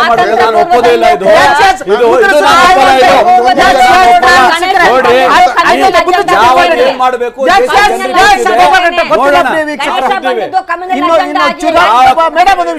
ಚುನಾವಣೆ ಬರುವ ಹೊತ್ತಿಗೆ ಈ ರಾಜಕೀಯ ಪಕ್ಷಗಳು ನಮಗೆ ಏನೇನು ತಿನ್ನಿಸ್ತವೆ ಅನ್ನೋದ್ರ ಬಗ್ಗೆ ನನಗೆ ಸ್ಪಷ್ಟ ಮಾಹಿತಿ ತಿಳುವಳಿಕೆ ಇಲ್ಲ. ಏನೇನು ತಿನ್ನಿಸ್ತಾರೋ ಜನ, ಏನೇನು ತಿಂತಾರೋ, ತಿಂದು ಏನು ಮಾಡ್ತಾರೋ ನಾವು ನೋಡೋಣ ಅಲ್ವಾ. ಮುಂದಿನ ಸುದ್ದಿ ತರೋಣ. ರಾಜ್ಯದಲ್ಲಿ ಮೌಢ್ಯ ಪ್ರತಿಬಂಧಕ ಕಾಯ್ದೆಯನ್ನು ಜಾರಿಗೆ ತರಬೇಕು ಅನ್ನೋ ಒತ್ತಡ ಹೆಚ್ಚಾಗಿದೆ. ಪ್ರಗತಿಪರ ಮಠಾಧೀಶರ ವೇದಿಕೆಯ 51 ಮಠಾಧೀಶರ ತಂಡ ಇಂದು ಮುಖ್ಯಮಂತ್ರಿಗಳನ್ನ ಭೇಟಿ ಮಾಡಿ ಕಾಯ್ದೆ ಜಾರಿಗೆ ತರುವಂತೆ ಒತ್ತಾಯಿಸಿತು. ಮಠಾಧೀಶರ ಆಗ್ರಹವನ್ನು ಕೇಳಿಸಿಕೊಂಡು ಮುಖ್ಯಮಂತ್ರಿಗಳು ಸೂಕ್ತ ಕ್ರಮ ಕೈಗೊಳ್ಳುವ ಆಶ್ವಾಸನೆಯನ್ನು ನೀಡಿದರು. ಆದರೆ ಈಗಾಗಲೇ ಸಂಪುಟ ಉಪಸಮಿತಿಯ ಮುಂದೆ ಈ ವಿಚಾರ ಇರೋದ್ರಿಂದ ತಕ್ಷಣ ಕ್ರಮ ಕೈಗೊಳ್ಳೋದು ಕಷ್ಟ ಅನ್ನೋದು ಅಧಿಕಾರಿಗಳು ಹೇಳಿದರು. ಮೌಢ್ಯ ಪ್ರತಿಬಂಧಕ ಕಾಯ್ದೆಗೆ ಹೆಚ್ಚಿದ ಒತ್ತಡ. ಸರ್ಕಾರಕ್ಕೆ ಪ್ರಗತಿಪರ ಮಠಾಧೀಶರ ಒತ್ತಾಯ. ಮೌಢ್ಯಾಚರಣೆಗಳಿಗೆ ಬೀಳಲಿದೆಯಾ ಬ್ರೇಕ್? ರಾಜ್ಯದಲ್ಲಿ ಮೌಢ್ಯ ಪ್ರತಿಬಂಧಕ ಕಾಯ್ದೆಯನ್ನ ಜಾರಿಗೆ ತರಬೇಕು ಎಂಬುದು ಹಳೆಯ ಬೇಡಿಕೆ. ಸಿದ್ದರಾಮಯ್ಯನವರು ಮುಖ್ಯಮಂತ್ರಿಯಾದ ಮೇಲೆ ಈ ಬೇಡಿಕೆಗೆ ಹೆಚ್ಚಿನ ಒತ್ತು ದೊರಕಿತ್ತು. ಈ ಬಗ್ಗೆ ಅಧ್ಯಯನ ನಡೆಸಿ ವರದಿ ಕೊಡಲು ಸಮಿತಿಯೊಂದನ್ನು ನೇಮಿಸಲಾಗಿತ್ತು. ಕಾಯ್ದೆ ಕೂಡ ಸಿದ್ಧವಾಗಿತ್ತು. ಆದರೆ ಈ ಬಗ್ಗೆ ಸಂಪುಟದ ಕೆಲವು ಸದಸ್ಯರು ವಿರೋಧ ವ್ಯಕ್ತಪಡಿಸಿದ್ರಿಂದ ಸಂಪುಟ ಉಪಸಮಿತಿಯನ್ನ ನೇಮಿಸಲಾಗಿತ್ತು. ಆದರೆ ಸಂಪುಟ ಉಪಸಮಿತಿಯ ವರದಿ ಇನ್ನೂ ಬಂದಿಲ್ಲ. ಈ ನಡುವೆ 51 ಮಠಾಧೀಶರು ಮುಖ್ಯಮಂತ್ರಿಗಳನ್ನ ಭೇಟಿ ಮಾಡಿ ಈ ಕಾಯ್ದೆಯನ್ನ ಜಾರಿಗೆ ತರುವಂತೆ ಒತ್ತಾಯಿಸಿದ್ದಾರೆ. ಸಮಾಜದಲ್ಲಿ ಬೇರು ಬಿಟ್ಟಿರುವ ಮೌಢ್ಯವನ್ನ ಪ್ರತಿಬಂಧಿಸಲು ಕಾನೂನು ರಚಿಸುವುದು ಆರೋಗ್ಯಪೂರ್ಣ ಆಲೋಚನೆ. ಆದರೆ ಈಗ ಮೌಢ್ಯ ಪ್ರತಿಬಂಧಕ ಕಾನೂನು ಜಾರಿಗೆ ಬರಲು ವಿಳಂಬವಾಗುತ್ತಿದೆ. ಈ ಬಗ್ಗೆ ಅಧ್ಯಯನ ನಡೆಸಲು ರಚಿಸಿರುವ ಸಂಪುಟ ಉಪಸಮಿತಿ ತನ್ನ ವರದಿ ನೀಡಿಲ್ಲ. ವರದಿ ಯಾವಾಗ ಬರಬಹುದು ಎಂಬುದು ಕೂಡ ಗೊತ್ತಿಲ್ಲ. ಈ ಹಿನ್ನೆಲೆಯಲ್ಲಿ ನಿಡುಮಾಮಿಡಿ ಚನ್ನಮಲ್ಲ ವೀರಭದ್ರ ಸ್ವಾಮೀಜಿ ನೇತೃತ್ವದ 51 ಮಠಾಧೀಶರು ಮುಖ್ಯಮಂತ್ರಿಗಳನ್ನ ಭೇಟಿ ಮಾಡಿ ಈ ಕಾನೂನು ಜಾರಿಗೆ ತರುವಂತೆ ಒತ್ತಾಯಿಸಿದ್ರು. ಈ ಭೇಟಿಯ ನಂತರ ಮುಖ್ಯಮಂತ್ರಿಗಳು ಹೇಳಿದ್ದು ಹೀಗೆ. ಮಠಾಧೀಶರು ಭೇಟಿ ಮಾಡಿದ್ದು ಈ ಮೌಢ್ಯ ನಿರ್ಬಂಧಕ ಕಾಯ್ದೆನ ಮಾಡಿ ಅಂತ ಒತ್ತಾಯ ಮಾಡಕ್ ಬಂದಿದ್ದೀವಿ. ಕ್ಯಾಬಿನೆಟ್ ಸಬ್ ಕಮಿಟಿ ಮಾಡಿದ್ದೀವಿ, ಅವ್ರು ಇನ್ನೂ ವರದಿ ಕೊಟ್ಟಿಲ್ಲ. ಬಂದ್ಮೇಲೆ ಇನ್ನು ನಿಡುಮಾಮಿಡಿ ಸ್ವಾಮೀಜಿ ಮುಖ್ಯಮಂತ್ರಿಗಳ ಜೊತೆ ನಡೆಸಿದ ಮಾತುಕತೆಯ ವಿವರವನ್ನ ನೀಡಿ ಮೌಢ್ಯ ಪ್ರತಿಬಂಧಕ ಕಾನೂನು ಜಾರಿಗೆ ಬರುವ ವಿಶ್ವಾಸವನ್ನ ವ್ಯಕ್ತಪಡಿಸಿದ್ರು. ಪ್ರಗತಿಪರ ಮಠಾಧೀಶರ ವೇದಿಕೆಯ 51 ಜನ ಸ್ವಾಮೀಜಿಗಳು ಇವತ್ತು ಭೇಟಿ ಮಾಡಿ ಮನವಿ ಕೊಟ್ಟು ಹೇಳಿದ್ದೀವಿ. ಅವರು ಅದಕ್ಕೆ ನಾನು ಬದ್ಧನಾಗಿದ್ದೇನೆ ಈ ಕಾನೂನನ್ನು ಜಾರಿಗೆ ತರಲಿಕ್ಕೆ, ನನಗೆ ಮೌಢ್ಯಾಚರಣೆಗಳ ಬಗ್ಗೆ ನಂಬಿಕೆ ಇಲ್ಲ ಅಂತ ಅದನ್ನು ಬಹಳ ಸ್ಪಷ್ಟಪಡಿಸಿದ್ದಾರೆ. ಇದರಿಂದ ಸಾಮಾನ್ಯ ಜನರ ಶೋಷಣೆ ಆಗ್ತಾ ಇದೆ, ಇದನ್ನು ತಪ್ಪಿಸಬೇಕು ಅನ್ನೋದು ಕೂಡ ನನ್ನ ಉದ್ದೇಶ ಇದೆ. ಆದರೆ ಸಹಜವಾಗಿ ಅಭಿಪ್ರಾಯ ಭೇದಗಳು ಬರುತ್ತೆ, ಹಂಗಾಗಿ ಅವರವರ ಅಭಿಪ್ರಾಯ ಹೇಳಿದ್ದಾರೆ. ಮೌಢ್ಯ ಪ್ರತಿಬಂಧಕ ಕಾನೂನು ಬೇಡ ಎಂದು ಹೇಳುವವರು ಇದ್ದಾರೆ, ಬೇಕು ಎಂದು ಒತ್ತಾಯಿಸುವವರು ಕೂಡ ಇದ್ದಾರೆ. ಈ ವಿಭಿನ್ನ ಅಭಿಪ್ರಾಯಗಳ ನಡುವೆ ಸರ್ಕಾರ ಈ ಬಗ್ಗೆ ತೀರ್ಮಾನ ಕೈಗೊಳ್ಳಬೇಕಾಗಿದೆ. ಆದರೆ ಯಾವಾಗ ಈ ಕಾಯ್ದೆ ಜಾರಿಗೆ ಬರುತ್ತದೆ ಎಂದು ಹೇಳುವುದು ಕಷ್ಟ. ಪೊಲಿಟಿಕಲ್ ಬ್ಯೂರೋ, ಸುದ್ದಿ ಟಿವಿ. ಎಲ್ಲ ಧರ್ಮಗಳಲ್ಲೂ ಈ ಮೌಢ್ಯವನ್ನು ಪೋಷಿಸಿಕೊಂಡು ಜನ ಇರ್ತಾರೆ. ಅವರು ಯಾವುದಕ್ಕೂ ಸೀಮಿತ ಆಗಿಲ್ಲ. ರಾಜಕಾರಣಿಗಳಲ್ಲೂ ಮೌಢ್ಯವನ್ನು ಪ್ರತಿಪಾದಿಸುವವರು ಪೋಷಿಸಿಕೊಂಡು ಬರೋರಿದ್ದಾರೆ, ಮಂತ್ರಿಗಳಲ್ಲೂ ಇದ್ದಾರೆ, ಸಮಾಜದಲ್ಲಿ ಎಲ್ಲ ಇದ್ದಾರೆ. ಆದ್ದರಿಂದ ಇದು ಎಷ್ಟರ ಮಟ್ಟಿಗೆ ಆಗುತ್ತೋ ಗೊತ್ತಿಲ್ಲ. ಇನ್ನೊಂದು ನನಗನ್ನಿಸುವ ಹಾಗೆ ಮಠಾಧೀಶರು ಅನ್ನೋದೇ ಒಂದು ದೊಡ್ಡ ಮೌಢ್ಯ ಅಂತ. ಮಠಾಧೀಶರಲ್ಲಿ ಪ್ರಗತಿಪರ ಮಠಾಧೀಶರು, ಪ್ರಗತಿ ಅಲ್ಲದ ಮಠ, ಇದ್ರ ಬಗ್ಗೆ ನನಗೆ ಅನುಮಾನ ಇದೆ. ಸಾರಿ, ನಾನು ನಿಡುಮಾಮಿಡಿ ಸ್ವಾಮೀಜಿಗೆ ಬೇಸರ ಆಗಬಾರ್ದು, ಆದರೆ ನನ್ನ ನಂಬಿಕೆ ಅದು. ಮಠ ಅನ್ನುವುದೇ ಏನಿದೆ ಅದು ಸ್ಥಗಿತವಾದದ್ದು. ಮಠ ಕಟ್ಟದೆ ಹಾರಿಬಲ್ಲದು. ಆದ್ದರಿಂದ ಅದ್ರ ಜೊತೆಗೆ ಯಾರು ಪ್ರಗತಿಪರರ ಕಾವಿ ಯಾಕೆ ಹಾಕಬೇಕಪ್ಪ ಅವರು? ಪ್ರಗತಿಪರರಾದರೆ ಮಠದ ಪರಂಪರೆ ಕಾವಿಗೆ ನನ್ನ ಮಗದ ಅದರದ್ದು ಇದೆ, ಹೊರಟೋಗ್ಬಿಟ್ಟಿದೆ. ಕಾವಿ ಹಾಕ್ದವರೆಲ್ಲ ಕಳ್ಳರು ಅನ್ಸಕ್ಕೆ ಶುರುವಾದ ಕಾಲ ಇದು. ಕಾವಿ ಹಾಕ್ದವ್ರು ನಂಬೋದು ಕಷ್ಟ. ಕಾವಿ ಹಾಕೊಂಡು ಅತ್ಯಾಚಾರ ಮಾಡ್ತಾರೆ, ಕಾವಿ ಹಾಕೊಂಡು ಏನು ಮಾಡಬಾರ್ದು ಕೆಲಸ ಎಲ್ಲ ಮಾಡ್ತಾರೆ. ಪ್ರಗತಿಪರರ ಕಾವಿ ಯಾಕೆ ಹಾಕಬೇಕು? ಆ ಕಾವಿಗೆ ಹೊಲಸು ಅಂಟು ಹೋಗ್ಬಿಟ್ಟಿದೆ. ಗೊತ್ತಿಲ್ಲ ನನಗೆ ಏನು ಮಾಡ್ತಾರೆ ಅಂತ. ಕಳೆದ ವಾರ ಬೆಂಗಳೂರು ಅಂತಾರಾಷ್ಟ್ರೀಯ ವಿಮಾನ ನಿಲ್ದಾಣದಲ್ಲಿ ಸಿಕ್ಕ ವಸ್ತು ಈಗ ದೇಶದ ಭದ್ರತೆಗೆ ಅಪಾಯ ಒಡ್ಡುವ ಸೂಚನೆಯನ್ನು ನೀಡಿದೆ. ಪಕ್ಕದ ಚೀನಾ ಭಾರತದಲ್ಲಿ ಗೂಢಚರ್ಯೆ ನಡೆಸ್ತಾ ಇದೆಯಾ, ಅದು ತನ್ನ ಜಾಲವನ್ನು ದೇಶದಲ್ಲಿ ಹರಡಿದೆಯಾ ಅನ್ನೋ ಪ್ರಶ್ನೆಗಳು ಆತಂಕವನ್ನು ಮೂಡಿಸಿವೆ. ಇದಕ್ಕೆ ಕಾರಣ ಬೆಂಗಳೂರು ವಿಮಾನ ನಿಲ್ದಾಣದಲ್ಲಿ ದೊರಕಿದ್ದು ಗೂಢಚರ್ಯೆ ನಡೆಸುವ ಅತ್ಯಾಧುನಿಕ ಡ್ರೋನ್ಗಳು. ಚೀನಾದಲ್ಲಿ ತಯಾರಾದ ಹೈ ಡೆಫಿನೇಷನ್ ಡ್ರೋನ್ಗಳು ಅವಾಗಿದ್ದು. ಈಗ ಈ ಬಗ್ಗೆ ಗೌಪ್ಯವಾಗಿ ತನಿಖೆ ನಡೀತಾ ಇದೆ. ಜೊತೆಗೆ ಅಧಿಕಾರಿಗಳೇ ಇದನ್ನೆಲ್ಲ ನೋಡಿ ಬೆಚ್ಚಿ ಬಿದ್ದಿದ್ದಾರೆ. ವಿಮಾನ ನಿಲ್ದಾಣದಲ್ಲಿ ಪತ್ತೆಯಾಯಿತು ಹೈ ಡೆಫಿನಿಷನ್ ಸ್ಪೈ ಡ್ರೋನ್. ಅದನ್ನು ಭಾರತಕ್ಕೆ ತಂದ ಕಾರಣವೇನಿರಬಹುದು? ಭಾರತದ ವಿವಿಧ ನಗರಗಳ ಮೇಲೆ ಚೀನಾ ಹದ್ದಿನ ಕಣ್ಣು. ಒಂದೆಡೆ ಹ್ಯಾಕರ್ಗಳು ನಡೆಸುತ್ತಿರುವ ಸೈಬರ್ ದಾಳಿಗೆ ಪ್ರಪಂಚವೇ ಹೌಹಾರಿದೆ. ಪ್ರಪಂಚದ 75ಕ್ಕೂ ಹೆಚ್ಚು ದೇಶಗಳ ಲಕ್ಷಾಂತರ ಕಂಪ್ಯೂಟರ್ಗಳು, ವೆಬ್ಸೈಟ್ಗಳು ಹ್ಯಾಕರ್ಗಳ ತಾಳಕ್ಕೆ ತಕ್ಕಂತೆ ಕುಣಿತಾ ಇದೆ. ಇದೇ ವೇಳೆ ಬೆಂಗಳೂರು ಅಂತಾರಾಷ್ಟ್ರೀಯ ವಿಮಾನ ನಿಲ್ದಾಣದಲ್ಲಿ 10 ಚೀನಿ ಹೈ ಡೆಫಿನಿಷನ್ ಪತ್ತೆದಾರಿ ಡ್ರೋನ್ಗಳು ಪತ್ತೆಯಾಗಿವೆ. ಏರ್ಪೋರ್ಟ್ ಅಧಿಕಾರಿಗಳು ಕಳೆದ ವಾರ ವಿಮಾನ ನಿಲ್ದಾಣದಲ್ಲಿ ಪ್ಯಾಸೆಂಜರ್ ಒಬ್ಬರ ಬಳಿಗಿದ್ದ ಡ್ರೋನ್ ವಶಪಡಿಸಿಕೊಂಡಿದ್ದಾರೆ. ಭಾರತದಲ್ಲಿ ಸದ್ಯ ಸಿಗುತ್ತಿರುವ ಎಲ್ಲ ಡ್ರೋನ್ಗಳಿಗಿಂತ ಹೆಚ್ಚು ಸಾಮರ್ಥ್ಯ ಹೊಂದಿರುವ ಈ ಡ್ರೋನ್ 6000 ಮೀಟರ್ನಷ್ಟು ಎತ್ತರಕ್ಕೆ ಆಗಸದಲ್ಲಿ ಹಾರುವ ಶಕ್ತಿ ಹೊಂದಿದೆ ಮತ್ತು ಅಲ್ಲಿಂದ ಸುತ್ತಲಿನ ಏರಿಯಾವನ್ನ ಕವರ್ ಮಾಡಿ ಲೈವ್ ಫೋಟೋ ಮತ್ತು ವಿಡಿಯೋಗಳನ್ನು ರಿಸೀವರ್ಗೆ ತಲುಪಿಸುವ ಶಕ್ತಿ ಹೊಂದಿದೆ. ಪ್ರಕರಣ ದಾಖಲಿಸಿಕೊಂಡಿರುವ ಕೆಂಪೇಗೌಡ ಅಂತಾರಾಷ್ಟ್ರೀಯ ವಿಮಾನ ನಿಲ್ದಾಣದ ಅಧಿಕಾರಿಗಳು ತನಿಖೆ ನಡೆಸುತ್ತಿದ್ದಾರೆ. ಜೊತೆಗೆ ಯಾವ ದೇಶದಿಂದ ಡ್ರೋನ್ ಅನ್ನ ತರಲಾಯಿತು ಎಂಬ ಬಗ್ಗೆಯೂ ಕೂಲಂಕುಷವಾಗಿ ವಿಚಾರಣೆ ನಡೆಸಲಾಗುತ್ತಿದೆ. ಅತ್ಯಾಧುನಿಕ ಟೆಕ್ನಾಲಜಿ ಹೊಂದಿರುವ ಡ್ರೋನ್ಗಳನ್ನು ನಗರದ ಮೇಲೆ ಹದ್ದಿನ ಕಣ್ಣಿಡಲು ಬಳಸಲಾಗುತ್ತಿದೆಯೇ ಎಂಬುದು ತನಿಖೆಯ ಭಾಗವಾಗಿದೆ. ಒಂದು ವೇಳೆ ಈ ಅಂಶ ಸತ್ಯವಾಗಿದ್ದಲ್ಲಿ ಬೆಂಗಳೂರಿನ ಮೇಲೆ ಯಾರು ಕಣ್ಣಿಟ್ಟಿದ್ದಾರೆ ಅನ್ನೋದನ್ನು ಪತ್ತೆ ಹಚ್ಚಬೇಕಾಗಿದೆ. ಇದು ನಗರಕ್ಕೆ ದೊಡ್ಡ ಮಟ್ಟದ ಥ್ರೆಟ್ ಆಗಿಯೂ ಪರಿಣಮಿಸಲಿದೆ. ಈಗಾಗಲೇ ಪ್ರಕರಣ ಸಂಬಂಧ ಸಿಕ್ಕಿಬಿದ್ದ ವ್ಯಕ್ತಿಯನ್ನ ವಿಚಾರಣೆಗೆ ಒಳಪಡಿಸಲಾಗಿದೆ. ಇನ್ನು ಈ ಪತ್ತೆದಾರಿ ಡ್ರೋನ್ ಅರ್ಧ ಕೆಜಿಯಷ್ಟು ತೂಕದ ವಸ್ತುಗಳನ್ನು ಹೊರುವ ಸಾಮರ್ಥ್ಯ ಹೊಂದಿದೆ. ಚೈನಾ, ನಾರ್ತ್ ಕೊರಿಯಾ ಅಂತ ದೇಶಗಳು ಬೇರೆ ಬೇರೆ ದೇಶಗಳ ಮೇಲೆ ಸರ್ವೆಲೆನ್ಸ್ ಮಾಡುವ ಸಲುವಾಗಿ ಈ ರೀತಿಯ ಪತ್ತೆದಾರಿ ಡ್ರೋನ್ಗಳ ಮೊರೆ ಹೋಗುತ್ತವೆ ಎನ್ನುತ್ತವೆ ಮೂಲಗಳು. ಒಟ್ನಲ್ಲಿ ಈಗ ವಿಮಾನ ನಿಲ್ದಾಣದಲ್ಲಿ ಸಿಕ್ಕಿರುವ ಡ್ರೋನ್ ಯಾವ ಕೆಲಸಕ್ಕೆ ಬಳಕೆಯಾಗ್ತಿತ್ತು ಎಂಬುದನ್ನು ಪತ್ತೆ ಹಚ್ಚಬೇಕಾಗಿದೆ.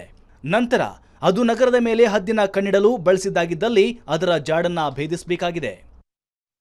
ಕ್ರೈಮ್ ಬ್ಯೂರೋ, ಸುದ್ದಿ ಟಿವಿ. ಏನು 7 ಡ್ರೋನ್ಗಳು ಏನು ಬೆಂಗಳೂರಿನ ವಿಮಾನ ನಿಲ್ದಾಣದಲ್ಲಿ ಸಿಕ್ಕು, ಅದು ನಮ್ಮ ಇಡೀ ಭದ್ರತಾ ಪಡೆ ಮತ್ತು ಗೂಢಚಾರ್ಯ ಸಂಸ್ಥೆಗಳಿಗೆ ಆತಂಕವನ್ನು ಮೂಡಿಸಿದೆ. ಇದು ಚೀನಾ ಮೇಡ್. ಯಾಕೆಂದರೆ ಭಾರತ ಮತ್ತು ಚೀನಾದ ಸಂಬಂಧ ಇತ್ತೀಚಿನ ದಿನಗಳಲ್ಲಿ ಕೆಡ್ತಾ ಇದೆ. ಮತ್ತು ಬೆಂಗಳೂರು ಏನಿದೆ ಅದು ಭಾರತದಲ್ಲೇ ಬಹಳ ಪ್ರಮುಖವಾದ ನಗರ. ಇದು ಇಲ್ಲಿ ಡಿಫೆನ್ಸ್ ಎಸ್ಟಾಬ್ಲಿಷ್ಮೆಂಟ್ ಇದೆ, ಬೇರೆ ಬೇರೆ ಕಂಪ್ನಿ ಇದೆ. ಇದರ ಮೇಲೆ ಹದ್ದಿನ ಕಣ್ಣು ಇಡೋದಕ್ಕೆ ಇದನ್ನು ಬಳಸ್ತಾ ಇರ್ಬೋದಾ? ಇನ್ನು ತನಿಖೆ ಮುಗ್ದಿಲ್ಲ. ಎಸ್, ಯುವರ್ ರಿಯಾಕ್ಷನ್ ಬಾಬಾ ಫಸ್ಟ್. ನಿಜವಾಗಿ ಇದೊಂದು ಏರಿಯಲ್ ಸರ್ವೆ ಮಾಡುವಂಥ ರೋಬೋಟಿಕ್ ಟೈಪು ಇದು ಈಗಲ್ಲ. ಆ್ಯಕ್ಚುಲಿ ಅಮೇರಿಕಾದಲ್ಲಿ ಕ್ಯಾಲಿಫೋರ್ನಿಯಾದಲ್ಲಿ ಕೂಡ ಮೊದಲು ಇದನ್ನು ಉಪಯೋಗ ಮಾಡ್ತಾನೆ ಇದ್ದಾರೆ ಅವರು. ಟೈನಿ ರೋಬೋಟಿಕ್ ಸಣ್ಣ ರೋಬೋಟಿಕ್ ಟೈಪ್, ಇದು ಸ್ವಲ್ಪ ದೊಡ್ಡದಿದೆ ಇದಕ್ಕೆ ನೋಡೋಂಥದ್ದು, ಉಪಯೋಗ ಮಾಡ್ತಾಯಿದ್ರು. ಇದು ಭಾಳ ಡೇಂಜರಸ್ಸು. ಇದರ ಬಗ್ಗೆ ನಮ್ಮ ದೇಶದಲ್ಲಿ ಕೂಡ ಅಲರ್ಟ್ ಆಗಿದೆ. ಚೈನಾ ಮೇಡು ಇದು ಯಾರು ಮಾಡಿದೆ ಯಾಕೆ ಮಾಡಿದ್ರೆ ಪತ್ತೆ ಮಾಡಬೇಕಾಗಿದೆ. ಇದು ವೆರಿ ಈಸಿ. ಈಗ ಇಲ್ಲ ಇದ್ರೆ ಮೊದಲು ಒಂದು ಮ್ಯಾಪ್ ಇದ್ದರೆ, ಒಂದು ಯಾವುದಾದ್ರು ಒಂದು ಏರ್ಪೋರ್ಟ್ ಮ್ಯಾಪ್ ಇದ್ದರೆ ಮತ್ತೊಂದು ಇದ್ದರು. ಈಗ ನಮ್ಮ ಟೆರರಿಸಮ್ ಅವ್ರ ಕಡೆ ಬಾಂಬ್ ಹಾಕ್ಲಿಕ್ಕೆ ಇನ್ನೊಂದು ಮಾಡಲಿಕ್ಕೆ ಭಾಳ ಕಷ್ಟಪಟ್ಟು ಮ್ಯಾಪು ಇನ್ನೊಂದು ಪತ್ತೆ ಮಾಡ್ತಿದ್ವಿ. ಇದು ಭಾಳ ಪೊಲೀಸ್ ಅಧಿಕಾರಿ ಕೆಲಸ ಮಾಡ್ತೀವಿ. ಏನು ಅನ್ಸುತ್ತೆ ನಿಮ್ಗೆ ಇದ್ರ ಸ್ಮೆಲ್ ಏನು ಬರುತ್ತೆ? ಇದು ನಿಜವಾಗಿ ಇದು ಯಾರು ಅಂತ ಪತ್ತೆ, ಇದು ಯಾವುದಾದ್ರೂ ನಮ್ಮ ಬೇರೆ ದೇಶದಿಂದ ಎನಿಮಿ ಕಂಟ್ರಿಯಿಂದ, ಚೈನಾದಿಂದ ಮತ್ತು ಪಾಕಿಸ್ತಾನದಿಂದ ಮತ್ತೊಂದು ಬಂದರೆ ಇದು ವೆರಿ ವೆರಿ ಡೇಂಜರಸ್. ಇಲ್ಲಿ ತನಕ ಹೇಗೆ ಬಂತು ಇದರ ಬಗ್ಗೆ ಪತ್ತೆ ಮಾಡುವಂಥದ್ದು. ಮತ್ತು ಇದು ಭಾಳ dangerous if it is comes from ನೋಡಿ ಸರ್, ಆ್ಯಕ್ಚುಲ್ ಆಗಿ ನೋಡಿ, ಪಾಕಿಸ್ತಾನ ಎದೆಗೆ ಚೂರಿ ಹಾಕ್ತಕ್ಕಂಥ ಕೆಲಸವನ್ನು ಮಾಡ್ತಾ ಇದ್ದಾರೆ. ಚೀನಾ ಹಿಂದಿನಿಂದಲೂ ಬೆನ್ನಿಗೆ ಚೂರಿ ಹಾಕೋ ಕೆಲಸ ಮಾಡ್ಕೊಂಡು ಬಂದಿರೋದು, ಬ್ಯಾಕ್ ಸ್ಟ್ಯಾಬಿಂಗ್ ಕೆಲಸ ಮಾಡ್ಕೊಂಡು ಬಂದಿರ್ತಕ್ಕಂಥದ್ದು. ಅಂಥದ್ರಲ್ಲಿ ಇವತ್ತಿನ ದಿವಸ ಅಂಥ ಒಂದು ಡ್ರೋನ್ ಬಂದಿದೆ ಅಂತಾರೆ. ಅದು 7, ಒಂದಲ್ಲ ಎರಡಲ್ಲ 7 ಡ್ರೋನ್ ಹೇಗೆ ಬಂದಿದೆ, ಹೇಗೆ ಬಂತು, ಯಾರು ತಂದ್ರು, ಚೆಕ್ ಮಾಡ್ಬೇಕಾದ್ರೆ ಸಿಕ್ಕಾಕಬೇಕಿತ್ತು ಅಲ್ಲಿ, ಅಲ್ಲೇ ಸ್ಕ್ಯಾನಿಂಗ್ ಅಲ್ಲಿ ಅಲ್ಲೇ ಚೆಕ್ ಮಾಡ್ಬೇಕಾಗಿತ್ತು, ಅಲ್ಲೇ ತಗ್ಲಾಕೊಳ್ತಾ ಇತ್ತು. ಅದು ಈ ಒಂದು ಇಟ್ ಹ್ಯಾಸ್ ಫ್ರಮ್ ಕಾರ್ಗೋ, ಅದ್ರ ಬಗ್ಗೆ ವಿವರ ಪೂರ್ತಿ ಬರಬೇಕು. ಯಾರಾದ್ರೂ ಪರ್ಸನಲ್ ಯೂಸ್ಗೆ ತಂದಿದ್ದಾರಾ? ಏನಾಗಿದೆ ಸರ್, ಚೀನಾ ಮಾರ್ಕೆಟ್ ಅತಿ ದೊಡ್ಡ ಒಂದು ಬಿಸ್ನೆಸ್ ಇದಾಗ್ಬಿಟ್ಟಿದೆ. ಇಂಡಿಯಾದಕ್ಕೆ ಬರ್ಬೋದು, ಹೊರದೇಶಕ್ಕೆ ಅವರೆಲ್ಲ ಮಾರ್ಕೆಟ್ಗಳನ್ನು ಇದ್ರ ಮೂಲಕ ಮಾಡ್ತಾ ಇದ್ದಾರೆ. ಬಹುಶಃ ಇದನ್ನ ಯಾರು ಅಲ್ಲಿಂದ ಮತ್ತು ಚೀನಾದಿಂದ ನೇರ ಬಂದಿರ್ಬೋದು ಅಥವಾ ಇನ್ನೇನು ಗೊತ್ತಿಲ್ಲ. ಬಟ್ ಯಾವುದೇ ಇದ್ರೂ ಸಹ ದೇಶಕ್ಕೆ ಅಪಾಯಕಾರಿ ಇವೆಲ್ಲ. ಇದಕ್ಕೆ ತಕ್ಕವಾದಂಥ ಒಂದು ಗೂಢಚಾರಿ ಇದು ಮಾಡಿ ಹಿಡಿದು ಅವ್ರನ್ನ ತನಿಖೆ ಒಳಗಿಸೋದು ಒಳ್ಳೆಯದು. ರಕ್ಷಣಾ ವ್ಯವಸ್ಥೆಯನ್ನ ಭೇದಿಸಿಕೊಂಡು ಬೆಂಗಳೂರು ಏರ್ಪೋರ್ಟ್ ವರೆಗೆ ಬಂದ್ಬಿಡ್ತದೆ ಅಂತ ಅನ್ನುವಾಗ ತೀವ್ರವಾದಂತಹ ತನಿಖೆಯ ಅಗತ್ಯ ಇದೆ. ಇನ್ನೊಂದು ಎದೆಗೆ ಚೂರಿ ಬೆನ್ನಿಗೆ ಚೂರಿ ಅಂತ ಯಾರ್ಯಾರನ್ನೋ ತೋರಿಸಿ, ನಾವು ಗುಮ್ಮ ಬಂದ ಗುಮ್ಮ ಅಂತ ತೋರಿಸಿ ಒಂದು ಯುದ್ಧೋನ್ಮಾದವನ್ನು ಸೃಷ್ಟಿಸುವಂತಹ ಸ್ಥಿತಿ ಇಡೀ ದೇಶದಲ್ಲಿ ಪ್ರತಿದಿನ ನಾವು ನೋಡ್ತಾ ಇದ್ದೀವಿ. ಅಂತಹದಕ್ಕೆ ಒಂದು ದಾರಿಯಾಗಿ ಇದು ಕೂಡ ಆಗ್ಬೋದು. ಹಾಗಾಗಿ ನಿಜವಾದ ತನಿಖೆ ಆಗಬೇಕು. ಅದು ನಿಜವಾಗ್ಲೂ ಚೀನಾವೋ ಪಾಕಿಸ್ತಾನವೋ ಬಿಟ್ಟಿದ್ದು, ಅಥವಾ ನಮ್ಮ ದೇಶದ ಜನರಲ್ಲಿ ಮತ್ತೊಂದಿಷ್ಟು ಆತಂಕ ಮಾಡಿ ಮಾಡಿ ಮಾಡಿ ನಾಳೆ ಒಂದಿನ ಯುದ್ಧ ನಡೆಯುತ್ತೆ ಅನ್ನೋ ಥರದಲ್ಲಿ ತಯಾರಿ ಮಾಡೋದಕ್ಕೆ ನಡೀತಾ ಇರೋ ಕೆಲಸವಂತ ತನಿಖೆ, ಸರಿಯಾದ ತನಿಖೆ ಆಗಬೇಕು ಅಂತ. ಪ್ರಿಯ ವೀಕ್ಷಕರ, ಮುಂದಿನ ಸುದ್ದಿ ತರೋಣ. ಇದು ಚೀನಾಕ್ಕೆ ಸಂಬಂಧಪಟ್ಟಿದ್ದು. ಪಾಕಿಸ್ತಾನ ಮತ್ತು ಚೀನಾ ನಡುವಿನ ಸಿಪೆಕ್ ಯೋಜನೆಯ ವಿವರಗಳು ಈಗ ಬಹಿರಂಗಗೊಂಡಿವೆ. ಈ ವಿವರವನ್ನು ಗಮನಿಸಿದರೆ ಪಾಕಿಸ್ತಾನ ಚೀನಾದ ವಸಾಹತು ಆಗುವ ಎಲ್ಲ ಲಕ್ಷಣ ಕಂಡು ಬರ್ತಾ ಇದೆ. ಪಾಕಿಸ್ತಾನದ ಮೇಲೆ ಸಂಪೂರ್ಣ ಹಿಡಿತ ಸಾಧಿಸುವ ಚೀನಾ ಈಸ್ಟ್ ಇಂಡಿಯಾ ಕಂಪನಿಯ ಮೂಲಕ ಬ್ರಿಟಿಷರು ಭಾರತವನ್ನು ತನ್ನ ಹಿಡಿತಕ್ಕೆ ತೆಗೆದುಕೊಳ್ಳಬಹುದು ಅಂತ ವಿಶ್ಲೇಷಣೆ ಕೂಡ ಪಾಕಿಸ್ತಾನದಲ್ಲಿ ಕೇಳಿ ಬರ್ತಾ ಇದೆ. ಇದು ಕೇವಲ ಪಾಕಿಸ್ತಾನಕ್ಕೆ ಮಾತ್ರ ಅಲ್ಲ, ಭಾರತಕ್ಕೂ ಅಪಾಯದ ಗಂಟೆ. ಆರ್ಥಿಕ ಕಾರಿಡಾರ್ ನೆಪದಲ್ಲಿ ಚೀನಾ ಕುತಂತ್ರ. ಕೆಂಪು ರಾಷ್ಟ್ರದ ವಸಾಹತು ಆಗಲಿದೆ ಪಾಕಿಸ್ತಾನ, ಮಗ್ಗಲ ಮುಳ್ಳಾಗಲಿದೆ ರೆಡ್ ಡ್ರ್ಯಾಗನ್. ಚೀನಾ ಮತ್ತು ಪಾಕಿಸ್ತಾನದ ನಡುವಿನ ಎಕನಾಮಿಕ್ ಕಾರಿಡಾರ್ ಒಂದು ಭಾರಿ ವೆಚ್ಚದ ಯೋಜನೆ. ಈ ಯೋಜನೆಯಂತೆ ಚೀನಾದಿಂದ ಪಾಕಿಸ್ತಾನ ಆಕ್ರಮಿತ ಕಾಶ್ಮೀರದ ಮೂಲಕ ಗ್ವಾದ್ವಾರ್ ಬಂದರಿಗೆ ಸಂಪರ್ಕ ಕಲ್ಪಿಸೋ ರಸ್ತೆ ಕಾಮಗಾರಿ ನಡೀತಾ ಇದೆ. ಈ ಯೋಜನೆಗೆ ಚೀನಾ ವೆಚ್ಚ ಮಾಡ್ತಾ ಇರೋದು ಪ್ರಾರಂಭದಲ್ಲಿ $45 ಬಿಲಿಯನ್ ಆಗಿತ್ತು. ಈಗ ಈ ವೆಚ್ಚ ಇನ್ನಷ್ಟು ಹೆಚ್ಚಲಿದೆ. ಈ ಯೋಜನೆಯ ವಿವರಗಳನ್ನು ಇದುವರೆಗೂ ಗೌಪ್ಯವಾಗಿ ಇಡಲಾಗಿತ್ತು. ಈಗ ವಿವರಗಳು ಹೊರಬಂದಿದ್ದು ಪಾಕಿಸ್ತಾನ ಚೀನಾದ ವಸಾಹತು ಆಗೋ ಆತಂಕ ಮೂಡಿದೆ. ಬಂಡವಾಳ ಹೂಡಿಕೆ, ನಿರ್ಮಾಣ, ಭದ್ರತೆ ಎಲ್ಲವೂ ಚೀನಾದ ನಿಯಂತ್ರಣದಲ್ಲಿ ಇರಲಿದೆ. ಈ ಯೋಜನೆಯಂತೆ ವಿದ್ಯುತ್ ಉತ್ಪಾದನಾ ಯೋಜನೆಗಳು ಬರಲಿದ್ದು ಇದರ ನಿರ್ಮಾಣ ನಿರ್ವಹಣೆಯನ್ನ ಚೀನಾ ನೋಡಿಕೊಳ್ಳಲಿದೆ. ಪಾಕಿಸ್ತಾನ ಈ ಯೋಜನೆಯ ಸಾಲವನ್ನ ತೀರಿಸುತ್ತಾ ಎಲ್ಲವನ್ನ ಚೀನಾಕ್ಕೆ ಬಿಟ್ಟುಕೊಡೋ ಸ್ಥಿತಿ ತಲುಪಲಿದೆ. ಈ ಆತಂಕವನ್ನ ಪಾಕಿಸ್ತಾನದ ಮಾಧ್ಯಮಗಳು ವ್ಯಕ್ತಪಡಿಸುತ್ತಿವೆ. ಈ ಯೋಜನೆಗೆ ಸಂಬಂಧಿಸಿದ ವಿವರಗಳನ್ನು ಪ್ರಕಟಿಸಿರೋ ಪ್ರಸಿದ್ಧ ಡಾನ್ ಪತ್ರಿಕೆ ಕೂಡ ಯೋಜನೆಯ ಬಗ್ಗೆ ಆತಂಕವನ್ನ ವ್ಯಕ್ತಪಡಿಸಿದೆ.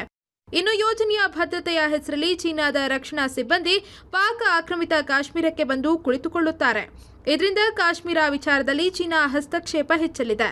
ಭಾರತದ ಆತಂಕ ಕೂಡ ಇನ್ನಷ್ಟು ಹೆಚ್ಚಲಿದೆ. ಬ್ಯೂರೋ ರಿಪೋರ್ಟ್, ಸುದ್ದಿ ಟಿವಿ. ಭಾರತದ ಆತಂಕಕ್ಕೆ ಇರುವ ಕಾರಣ ತುಂಬ ಸಹಜವಾದ್ದು ಅಂತ ನಾನು ಅಂದ್ಕೊಂಡಿದ್ದೇನೆ. ಏನು ಈ ಸಿಪೆಕ್ ಮೂಲಕ ಚೀನಾ ಪಾಕಿಸ್ತಾನ ಕಾರಿಡಾರ್ ಏನಿದೆ, ಇದು ಪಾಕ್ ಆಕ್ರಮಿತ ಕಾಶ್ಮೀರದಲ್ಲಿ ಹರಿದು ಹೋಗುತ್ತೆ. ನಾವು ಸ್ಟಿಲ್ ವಿ ಬಿಲೀವ್ ದಟ್ ಆ ಕಾಶ್ಮೀರ ನಮಗೆ ಸೇರಿದ್ದು ಅಂತ.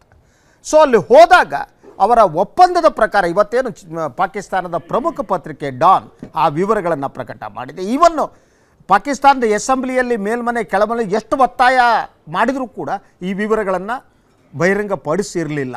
ಆದ್ದರಿಂದ ಏನಿದೆ ಗೊತ್ತಿರ್ತಾ ಇರಲಿಲ್ಲ. ಸೊ ಈ ಬಗ್ಗೆ ಪಾಕಿಸ್ತಾನದ ಒಳಗಡೆ ಕೂಡ ಭಾಳ ಚರ್ಚೆ ಇದು ನಡೀತಾ ಇತ್ತು. ಫಸ್ಟ್ ಟೈಮ್ ಅದು ಡಾನ್ ಪತ್ರಿಕೆಯಲ್ಲಿ ಇವತ್ತು ಪ್ರಕಟ ಆಗಿದೆ. ಸೊ ಡಾನ್ ಪತ್ರಿಕೆಯ ಪ್ರಕಾರನೇ ಅದು ಏನು ಹೇಳ್ತಾ ಇದೆ ಅಂತಂದರೆ, ನಾವು ಚೀನಾದ ವಸಾಹತು ಆಗ್ತೀವಿ ಅಂತ ಹೇಳ್ತಾ ಈಸ್ಟ್ ಇಂಡಿಯಾ ಕಂಪನಿಯನ್ನು ಕೂಡ ಆ ಲೇಖನದಲ್ಲಿ, ಆ ವರದಿಯಲ್ಲಿ ಉಲ್ಲೇಖಿಸಲಾಗಿದೆ. ನಾನು ಹೇಳ್ತಾ ಇದ್ದೆ ಭಾರತಕ್ಕೆ ಯಾಕೆ ಆತಂಕ ಅಂತ. ಸೊ ಈ ಯೋಜನೆಯ ಪ್ರಕಾರ ಏನಿದೆ, ತಮ್ಮ ಯೋಜನೆಗೆ ಭದ್ರತೆ ಒದಗಿಸುವ ಅಧಿಕಾರವನ್ನು ಚೀನಾ ಇಟ್ಕೊಂಡಿದೆ. ಈಗಾಗಲೇ ಸಿಪೆಕ್ ಕೆಲಸ ಎಲ್ಲೆಲ್ಲಿ ನಡೀತಾ ಇದೆ ಅಲ್ಲಿ ಚೀನಾದ ಸೈನಿಕರು ಈಗಾಗಲೇ ಬಂದು ಕಾವಲು ಕಾಯ್ತಾ ಇದ್ದಾರೆ. ಸೊ ಈಗ ಪಾಕ್ ಆಕ್ರಮಿತ ಕಾಶ್ಮೀರದಲ್ಲಿ ಚೀನಾ ಸೈನಿಕರು ಬಂದರೆ ಇದು ಭಾರತಕ್ಕಂತೂ ಅಪಾಯ ಅನ್ನೋದ್ರಲ್ಲಿ ಅನುಮಾನ ಇಲ್ಲ. ಯಾಕೆಂದರೆ ಚೀನಾ ಯಾವತ್ತೂ ಕೂಡ ಭಾರತದ ಸ್ನೇಹಿತ ಆಗಿರಲಿಲ್ಲ. ಯಾಸ್ ಸ್ವಭಾವ ಯುವ ರಿಯಾಕ್ಷನ್. ಈಗ ಅದು 45 ಬಿಲಿಯನ್ ಅಂತ ಅಂದ್ರೆ ಆ್ಯಕ್ಚುಲಿ ಈಗ ಪ್ರೆಸೆಂಟ್ 54 ಬಿಲಿಯನ್ ಆಗಿದೆ. ಮತ್ತು ಇದರಲ್ಲಿ ಅವ್ರು ಹಾಕೊಂಡು ಯೋಜನೆ ಅಂತಂದರೆ ರೈಲ್ವೆ ಟ್ರ್ಯಾಕ್ ಇರ್ಬೋದು, ರಸ್ತೆಗಳಿರ್ಬೋದು, ಎನರ್ಜಿ ಉತ್ಪನ್ನಗಳು, ಎಲ್ಲನೂ ಸೇರಿಕೊಂಡು ಭಾಳಷ್ಟು ವಿವಿಧ ಎಲ್ಲ ಇದು ಎಲ್ಲ ಸೇರ್ಕೊಂಡಿದ್ದರಲ್ಲಿ ಅಭಿವೃದ್ಧಿ ಕಾರ್ಯಕ್ರಮಗಳು. ಇದು ಭಾರತದ ಬಾರ್ಡ್ರಲ್ಲಿ ಈ ಚೈನಾದ ಬಗ್ಗೆ ಭಾರತದ ನಮಗೆ ಜವಾಹರ್ಲಾಲ್ ನೆಹರು ಕಾಲದಿಂದ ಹಿಡಿದು ಕೂಡ ಈಗ ತಮಗೆ ಎಲ್ಲ ಗೊತ್ತಿದೆ. ಹಾಗಿರುವಾಗ ಅವರೇ ಬಂದು ನಮ್ಮ ಬಾರ್ಡ್ರಲ್ಲಿ ಗೊತ್ತಿಲ್ಲ, ಅದು ಪಾಕ್ ಆಕ್ರಮಿತ ಇದರಲ್ಲಿ ಕಾಶ್ಮೀರ ಆ ಭಾಗದಲ್ಲಿ ಇವರು ಅಲ್ಲಿ ನೆಲೆಯೂರೋದ್ರಿಂದ, ಜೊತೆಯಲ್ಲಿ ಪಾಕಿಸ್ತಾನದಲ್ಲಿ ಒಳ್ಳೆಯ ಒಂದು ರಿಲೇಷನ್ಶಿಪ್ ಬೆಳೆಯೋದ್ರಿಂದ ಇದರಿಂದ ನಮಗೆ ಇಕನಾಮಿಕ್ ವೈಸು, ಪೊಲಿಟಿಕಲ್ ವೈಸು ಎಲ್ಲ ಥರದಲ್ಲೂ ಒಂಥರ ಆತಂಕ ಖಂಡಿತ ಇದೆ. ಎಸ್ ರಾಘವೇಂದ್ರ ನೋಡಿ, ಚೀನಾ ಈ ಹಿಂದೆ ಡಿಫೆನ್ಸ್ ಇಕ್ವಿಪ್ಮೆಂಟ್ಸ್ನ ನಮಗೆ ಸಪ್ಲೈ ಮಾಡ್ತಕ್ಕಂಥ ವಿಚಾರದಲ್ಲೂ ಸಹಿತ ಈ ಹಿಂದೆ ನಮಗೆ ಮೋಸ ಮಾಡಿತ್ತು. ಅಂದರೆ ನಮ್ಮ ಜೊತೆ ಒಂದು ಅಗ್ರಿಮೆಂಟ್ ಆದ ನಂತರದಲ್ಲಿ ಅದು ಪಾಕಿಸ್ತಾನದ ಜೊತೆ ಅಗ್ರಿಮೆಂಟ್ ಮಾಡ್ಕೊಳ್ತಕ್ಕಂಥ ಒಂದು ಇದಿರಲಿಲ್ಲ. ಆದರೆ ಪಾಕಿಸ್ತಾನದ ಜೊತೆಯಲ್ಲಿಯೂ ಅಗ್ರಿಮೆಂಟ್ ಮಾಡಿಕೊಂಡು ನಮಗೆ ಸಪ್ಲೈ ಮಾಡಿದಂತಹ ಒಂದು ಏನು ಎಕ್ವಿಪ್ಮೆಂಟ್ಸ್ ಇದೆ ಅದನ್ನೇ ಪಾಕಿಸ್ತಾನಕ್ಕೂ ಸಪ್ಲೈ ಮಾಡಿ ನಮಗೆ ದ್ರೋಹ ಎಸಗತಕ್ಕಂಥ ಕೆಲಸವನ್ನು ಈ ಹಿಂದೆ ಚೀನಾ ಮಾಡಿತ್ತು. ಅಂದರೆ ಅಂತಾರಾಷ್ಟ್ರೀಯ ಸಂಬಂಧಗಳನ್ನು ಮೇಂಟೈನ್ ಮಾಡಿಕೊಳ್ಳುವಲ್ಲಿ ಚೀನಾ ವಿಫಲವಾಗಿತ್ತು. ಮತ್ತು ಬೆನ್ನಿಗೆ ಚೂರಿ ಆಗ್ತಕ್ಕಂಥ ಕೆಲಸ ಅಂತ ಆಗಲೇ ನಾನು ಹೇಳಿದೆ, ಅದನ್ನೇ ಮಾಡ್ತಾ ಇತ್ತು.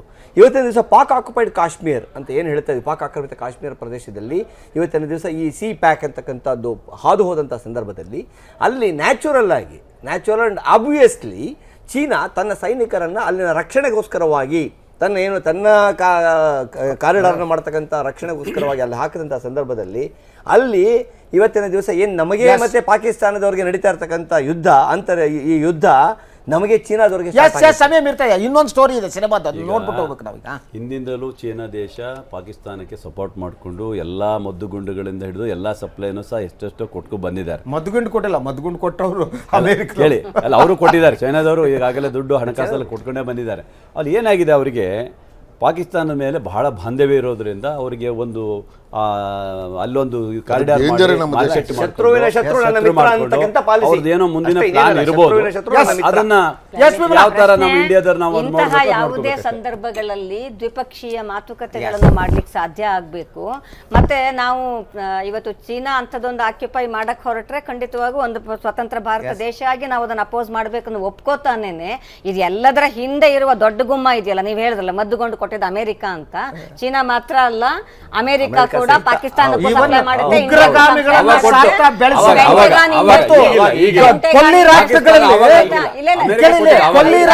ರಾಷ್ಟ್ರಗಳಲ್ಲಿ ಶಾಂತಿಯನ್ನ ಕದಡಿ ರಕ್ತಪಾತ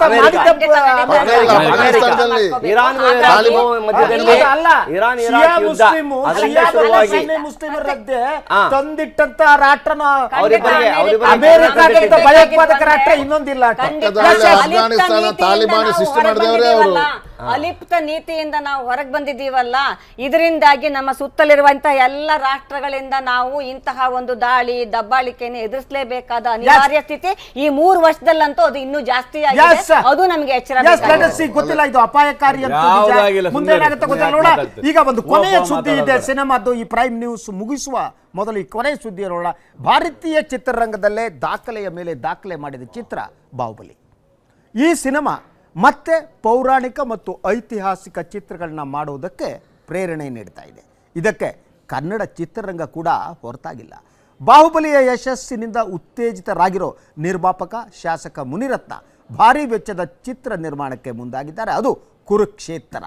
ಈ ಚಿತ್ರದಲ್ಲಿ ಕನ್ನಡದ ಖ್ಯಾತ ನಟರೆಲ್ಲ ನಡೆಸ್ತಾ ಇದ್ದಾರೆ. ಕನ್ನಡ ಚಿತ್ರರಂಗದ ಇತಿಹಾಸದಲ್ಲಿ ಇದೊಂದು ಮೈಲುಗಲ್ಲಾಗತ್ತೆ ಎಂಬ ನಂಬಿಕೆ ಮುನಿರತ್ನ ಅವರಿಗಿದೆ. ಅದೊಂದು ಕಾಲ ಇತ್ತು. ದಕ್ಷಿಣ ಭಾರತದಲ್ಲಿ ಪೌರಾಣಿಕ ಚಿತ್ರಗಳದ್ದೇ ಕಾರವಾರು. ತೆಲುಗಿನ ಎನ್ಟಿಆರ್ ಪೌರಾಣಿಕ ಪಾತ್ರಗಳ ಮೂಲಕ ಜನರ ಮನಸ್ಸನ್ನ ಗೆದ್ರು. ಮಹಾಭಾರತದ ಕೃಷ್ಣ ಹೀಗೇ ಇದ್ದಿರಬೇಕು ಅನ್ನೋ ಭಾವ ಮೂಡುವಂತೆ ಮಾಡಿದ್ರು. ಇನ್ನು ಕನ್ನಡದ ಮಟ್ಟಿಗೆ ಪೌರಾಣಿಕ ಪಾತ್ರಗಳಲ್ಲಿ ಮಿಂಚಿದ ಏಕಮೇವ ನಟ ಡಾಕ್ಟರ್ ರಾಜ್ಕುಮಾರ್. ಪೌರಾಣಿಕ ಪಾತ್ರಗಳಲ್ಲಿ ಡಾಕ್ಟರ್ ರಾಜ್ಕುಮಾರ್ ಅವರ ಅಭಿನಯ, ಸಂಭಾಷಣೆ ಹೇಳೋ ರೀತಿ ಅಬ್ಬಬ್ಬ, ಅಂಥ ಇನ್ನೊಬ್ಬ ನಟರೇ ಇಲ್ಲ. ಡಾಕ್ಟರ್ ರಾಜ್ಕುಮಾರ್ ನಟಿಸಿರುವ ಬಬ್ರು ವಾಹನ ಕೊನೆಯ ಪೌರಾಣಿಕ ಸಿನಿಮಾ. ಇದಾದ ಮೇಲೆ ಇನ್ನೊಂದು ಪೌರಾಣಿಕ ಸಿನಿಮಾ ತೆರೆ ಕಂಡಿಲ್ಲ. ಈಗ ಕುರುಕ್ಷೇತ್ರ ಚಿತ್ರವನ್ನ ಮಾಡೋದಕ್ಕೆ ಹೊರಟಿದ್ದಾರೆ ಮುನಿರತ್ನ. ಈ ಚಿತ್ರವನ್ನ ನಿರ್ದೇಶಿಸುವವರು ಸಂಗೊಳ್ಳಿ ರಾಯಣ್ಣ ಯಶಸ್ವಿ ಚಿತ್ರವನ್ನ ನಿರ್ದೇಶಿಸಿದ್ದ ನಾಗಣ್ಣ. ನಮಗೆ ಕನ್ನಡದಲ್ಲಿ ಡಾಕ್ಟರ್ ರಾಜ್ಕುಮಾರ್ ಅವರು ನಟಿಸಿದ ನಂತರ ಪೌರಾಣಿಕ ಚಿತ್ರಗಳು ನಮ್ಮಲ್ಲಿ ಬರಲಿಲ್ಲ. ಉದಾಹರಣೆಗೆ ಹುಲಿಯಾಲಿನ ಮೇವು ಇರ್ಬೋದು, ಮಯೂರ ಇರ್ಬೋದು, ಬಬ್ರುವಾಹನ ಇರ್ಬೋದು. ಈ ರೀತಿ ಈ ಚಿತ್ರಗಳು ಬಂದಾದ ಮೇಲೆ ಯಾವ ಚಿತ್ರಗಳು ಬಂದಿಲ್ಲ.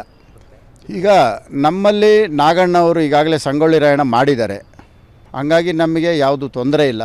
ಅನುಭವಸ್ಥರು ಭಾಳ ಸಿನಿಮಾಗಳು ಮಾಡಿದ್ದಾರೆ, ಒಳ್ಳೆ ನಿರ್ದೇಶಕರು. ಹಂಗಾಗಿ ನನಗೆ ಅದೇನು ಕಷ್ಟ ಅನ್ನಿಸ್ತಾ ಇಲ್ಲ. ಈ ಸಿನಿಮಾದಲ್ಲಿ ದರ್ಶನ್ ಕೌರವನ ಪಾತ್ರವನ್ನ ನಿರ್ವಹಿಸಲಿದ್ದಾರೆ. ಅಂಬರೀಷ್ ಭೀಷ್ಮನ ಪಾತ್ರ ಮಾಡಲಿದ್ದಾರೆ. ರವಿಚಂದ್ರನ್ ಯುಧಿಷ್ಠಿರನ ಪಾತ್ರ ನಿರ್ವಹಿಸುವ ಸಾಧ್ಯತೆ ಇದೆ. ಈ ಬಗ್ಗೆ ಮಾತುಕತೆ ನಡೀತಾ ಇದೆ. ಒಟ್ಟಾರೆ ಕನ್ನಡ ಚಿತ್ರರಂಗದ ಪ್ರಮುಖರೆಲ್ಲ ಈ ಚಿತ್ರದಲ್ಲಿ ಅಭಿನಯಿಸುವ ನಿರೀಕ್ಷೆ ಇದೆ. ನಮ್ಮ ನಾಯಕ ನಟರಾದಂತಹ ದರ್ಶನ್ ಅವ್ರ ಬಳಿ ನಾನು ಚರ್ಚೆ ಮಾಡಿದೆ. ದರ್ಶನ್ ಒಂದೇ ಮಾತು ಹೇಳಿದ್ರು, ಅಣ್ಣ ಕುರುಕ್ಷೇತ್ರ ಮಾಡೋಂಗಿರೋ ಇಮ್ಮಿಡಿಯೇಟ್ ಮಾಡೋಣ. ಯಾಕಂದರೆ ಪೌರಾಣಿಕ ಚಿತ್ರಗಳು ಬರಬೇಕು. ಸಂಗೊಳ್ಳಿ ರಾಯಣ್ಣ ಆದಮೇಲೆ ನನಗೂ ಒಂದು ಸಿನಿಮಾ ಮಾಡಬೇಕು ಅಂತ ಆಸೆ ಇದೆ ಪೌರಾಣಿಕ. ನಿಜವಾಗ್ಲೂ ಮಾಡೋಣ ನಾವಿಬ್ಬರು, ನನಗೂ 50ನೇ ಸಿನಿಮಾ ಆಗುತ್ತೆ ಅಂತ ಹೇಳಿ ಈಗಾಗಲೇ ನಾವು ಅವ್ರದ್ದು ಫೋಟೋ ಸೆಷನ್ನು ಸಹ ನಾವು ಮಾಡಿದ್ದೇವೆ. ನಾಗಣ್ಣ ಅವ್ರು ಮಾಡಿದ್ರು. ಆ ನಾಗಣ್ಣ ಅವರೇ ಇದಕ್ಕೆ ನಿರ್ದೇಶನ ಮಾಡ್ತಾಯಿದ್ದಾರೆ. ಈ ರೀತಿ ಹಲವಾರು. ಆಮೇಲೆ ಅಂಬರೀಷ್ ಅವರು ಭೀಷ್ಮನ ಪಾತ್ರ ಮಾಡ್ತಾಯಿದ್ದಾರೆ. ನಮ್ಮ ಕನ್ನಡ ಚಿತ್ರರಂಗದ ಆದಷ್ಟು ನಮ್ಮ ನಟರುಗಳನ್ನ ಇದರಲ್ಲಿ ನಾವು ಬಳಸ್ಕೋಬೇಕು ಅಂತ ನಾವು ತೀರ್ಮಾನ ಮಾಡಿದ್ದೇವೆ. ಮುನಿರತ್ನ ಅವರಿಗೆ ಬಾಹುಬಲಿಯ ಯಶಸ್ಸು ಈ ಸಾಹಸಕ್ಕೆ ಕೈ ಹಾಕುವಂತೆ ಮಾಡಿದೆ. 2 ವಾರಗಳಲ್ಲಿ 1,500 ಕೋಟಿ ರೂಪಾಯಿ ಗಳಿಸಿರುವ ಬಾಹುಬಲಿ ಬೆಂಗಳೂರಿನಲ್ಲಿ ಸುಮಾರು 300 ಕೋಟಿ ರೂಪಾಯಿನ ಗಳಿಸಿದೆ. ಹೀಗಿರುವಾಗ ಒಳ್ಳೆಯ ಚಿತ್ರ ಮಾಡಿದ್ರೆ ಕನ್ನಡಿಗರು ನೋಡಿಯೇ ನೋಡ್ತಾರೆ ಅನ್ನೋ ವಿಶ್ವಾಸ ಅವರದು. ಬಾಹುಬಲಿಯಷ್ಟು ಹಣ ವೆಚ್ಚ ಮಾಡದಿದ್ರೂ ಕೂಡ ಹಣಕ್ಕೆ ಸಮಸ್ಯೆ ಇಲ್ಲ ಅಂತಾರೆ ಮುನಿರತ್ನ. ಮೊದಲನೇದಾಗಿ ಬಾಹುಬಲಿಗೂ ನಮಗೂ ಯಾವುದೂ ಸಂಬಂಧ ಇಲ್ಲ. ಅದು ಅವರವ್ರ ಭಾಷೆಯಲ್ಲಿ ಅವ್ರವ್ರು ಮಾಡ್ಕೊಳ್ಳೋಂಥ ಒಂದು ಸಿನಿಮಾ. ಈಗ ಅವರವ್ರ ಭಾಷೆಯಲ್ಲಿ ಅವ್ರವ್ರು ಮಾಡ್ಕೊಳ್ತಾರೆ, ನಮ್ಮ ಭಾಷೆಗೆ ನಾವು ಮಾಡ್ತಾಯಿದ್ದೀವಿ. ಯಾಕಂದರೆ ಅವ್ರು ಏನೇ ಮಾಡಿದ್ರು ಅದು ಅವ್ರ ಭಾಷೆ ಸಿನಿಮಾ ಆಗುತ್ತೆ, ಅದು ನಮ್ಮ ಸಿನಿಮಾ ಆಗಲ್ಲ. ಚಿತ್ರಕ್ಕೆ ಎಷ್ಟು ಬೇಕೋ ಅಷ್ಟು ಬಡ್ಜೆಟ್, ಅದಕ್ಕೇನು ಇಷ್ಟು ಅಂತೇನಿಲ್ಲ. ಯಾಕೆಂದರೆ ಒಂದು ಒಳ್ಳೆ ಚಿತ್ರ ಮಾಡಬೇಕು ಅಂದರೆ ನಾವು ಬಡ್ಜೆಟ್ನ ಒಂದು ನಿಗದಿ ಮಾಡ್ಕೋಬಾರ್ದು.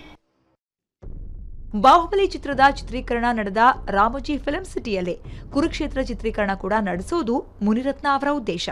ಮುಂದಿನ ತಿಂಗಳು ಚಿತ್ರದ ಕೆಲಸವನ್ನ ಆರಂಭಿಸಿ ಈ ವರ್ಷಾಂತ್ಯದ ಹೊತ್ತಿಗೆ ಚಿತ್ರವನ್ನ ಬಿಡುಗಡೆ ಮಾಡೋದಕ್ಕೆ ಅವರು ಉದ್ದೇಶಿಸಿದ್ದಾರೆ.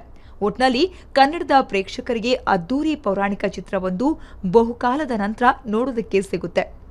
ಆದರೆ ಈ ಚಿತ್ರ ಬಾಹುಬಲಿಯ ನೆರಳಿನಿಂದ ಹೊರಗೆ ಬರುತ್ತಾ, ದೃಶ್ಯ ವೈಭವದಲ್ಲಿ ಬಾಹುಬಲಿಯನ್ನ ನೆನಪಿಸುತ್ತಾ ಕಾದ್ ನೋಡಬೇಕಿದೆ. ಬ್ಯೂರೋ ರಿಪೋರ್ಟ್, ಸುದ್ದಿ ಟಿವಿ. ಎಸ್, ನಾವೆಲ್ಲ ಪೌರಾಣಿಕ ಸಿನಿಮಾಗಳನ್ನು ನೋಡಿ ಬೆಳೆದವರು. ರಾಜ್ಕುಮಾರ್ ಅವರ ಸಿನಿಮಾ ಏನಿದೆ ನನ್ನಂಥವರ ಮೇಲೆ, ನನ್ನ ತಲೆಮಾರಿನ ಜನರ ಮೇಲೆ ತುಂಬ ಪ್ರಭಾವ ಬೀರಿತ್ತು.